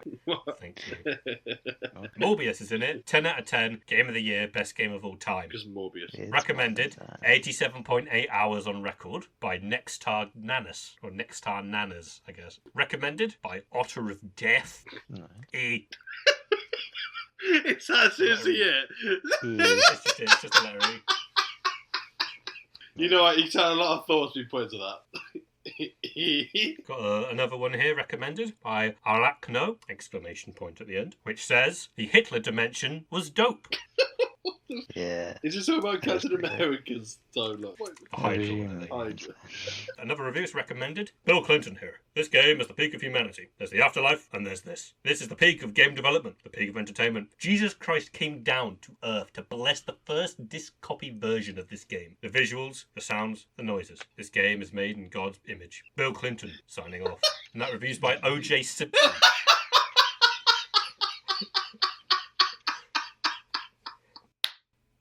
That is the best review I think I've ever heard in my life. Got another one, another recommended, a lot of recommended ones, by Ericonicio, or Ericoncio. This one is recommended, it says, the fact Spider-Man Noir and Black Bolt have a good amount of screen time would make it a game of the year Black Bolt automatically. probably is Zuma Vault. Is Black Bolt... Oh, no. He I don't know who can't Black speak. Bolt Is is. he the one that can't speak? Okay, probably not. Yeah, he's the one that in Multiverse of Madness, Oh, God. he goes to scream at Wanda to take her off, and then she seals his mouth, and he shouts so hard his eyes burst. Yeah, because he's locked no, in his because head. the smart ass fucking Mr. Fantastic goes, oh, he can kill you with his voice. It's like, well, okay then. I know what to do for that. It's With like, what mouth? it's like, oh, for fuck. I think he's like, he can kill you just by opening his mouth. And she's like, what mouth? And then he just goes to scream and he has no Just like mouth. an Agent, So just Agent Smith. yeah, so his head the inside of his head just explodes. I mean, that is quite a brutal death. No. Then It is as brutal as you But can get with it's a so- 12 rating, frankly. But it's Sam Raimi, so what do you expect? but it's just like it's brutal, but then it's just stupid dialogue led up to it. It's like, Got one by Lenny, recommended. Square tits, I like. To be fair, he's not wrong. I've got another curated review, which is by The Greatest Co-op Games. Not recommended. Honestly, it was very confusing with the character changing and the weird puzzles. Would have preferred more action. Not to my taste, but you could like it'll. It'll do. You could like it'll. It'll. Is another one. It's not recommended. It's another curator. Should have made another Star Wars game. Yeah. And that's by Lego Star Wars 2 curator. I got one which is called Mackerel Heroes A Vengeance, and that is recommended. It's not out yet. I haven't played it. 10 out of 10. Wow. So, wait, did you just review a game that he has played? Yep. There's a lot of them that review games that they've not played because they're just like, oh, I don't agree with something that's in it. I don't like it. Or it's by this company. I don't like it. Or they just are like informative of this will run on the Steam Deck. Final review I've got is by Secret Cleric. All of the fun of Lego, none of the pain of stepping on it in the dark. What is life without pain? What is Lego without pain? Indeed. What So, is a guys. man but a miserable pile of Lego? But enough talk. Have at you. Just throwing bits of Lego. He's Barefooted. drinking from like a chalice that's made out of Lego as well, which is why that shatters on the floor. Walking across it now. So what's the link, guys? What's the link? What's the link? Oh, Body God. swapping, because you can swap characters on the fly or something. Is that what it is? You got that far quicker than I intended. Wait, is it actually that? For Yeah. fuck's sake. Okay. Alright. Sure. It was just how Rhys wasn't responding. I was like, that's definitely it. That's one of those guesses which I literally came up with as I say it, because it's like just fucking stupid and off the fly. That's brilliant. I was like, that's a funny connection. There's one Yeah. swapping in this. You swap. One's a gameplay mechanic. One's a plot device. You know, there's different. In my head, like Well. before, I was like, I wonder what game Sam's gonna play. In my head, I thought he maybe might play a slasher game, but no, it's Rhys. It would be the one tiny thing from this game. It's like it always brings me back to Space Jam. Like, yeah, they play golf for one scene, and like, that's the connection. Yeah. Man. It's a fair play. So it's just how he says, like, yeah, it's the fact he's got bodies. You got that quicker than I was expecting. It's how dumbfounded. Like, Well, nice one, Sam. maybe. Oh, dear. Be honest, Rhys. How long do you think we were going to spend? Like, what was your prediction of us trying to figure that out? I thought that you would spend about 1 to 2 minutes on it, mulling it over, trying to think about it, because it's not something you'd necessarily think about. No, it's good. Because it's a Clearly. just because it's a gameplay mechanic in one, which you just do without really thinking about it, and the other one you just be going like, maybe it's got something to do with the actors in it or characters in it or something like that. Like main character's called Josh. Or something, I don't know. No. It's No, complete. I had a little bit more attention on it than I normally would, because I was like Sam- comparing how it's kind of a pain in the ass switching characters in this one compared to the other. I mean, unlike normally I'll give them the next episode after we've finished recording. Yeah. Just due to time constraints, they got this a little bit earlier this time, and it'll be interesting to see what they make of these. I just can't wait to see us. I want to see if Sam can get us quick. I'm relying on Sam. I doubt it. That was fucking quick. It was just after. the way, like, Yeah. he hadn't even finished saying, like, oh, so you gotta figure it out. So is it it's like, yeah. It's just a really smile like, bastard. I think it's not as bad as when I got precursors, because it was like there wasn't any hint whatsoever with that one. At least this one has some logic behind it. Yeah, at least this one had something to it. Yeah, exactly. Yeah. Anyway, that's probably going to be all from this podcast episode. Yeah. So, thank you for listening. Fuck off. Bye bye. Bye. Thanks for watching the Janky-B-Cast. You can find Foley at his YouTube channel, Dopey Mr. Foley, and Sam at his house, Manhattan.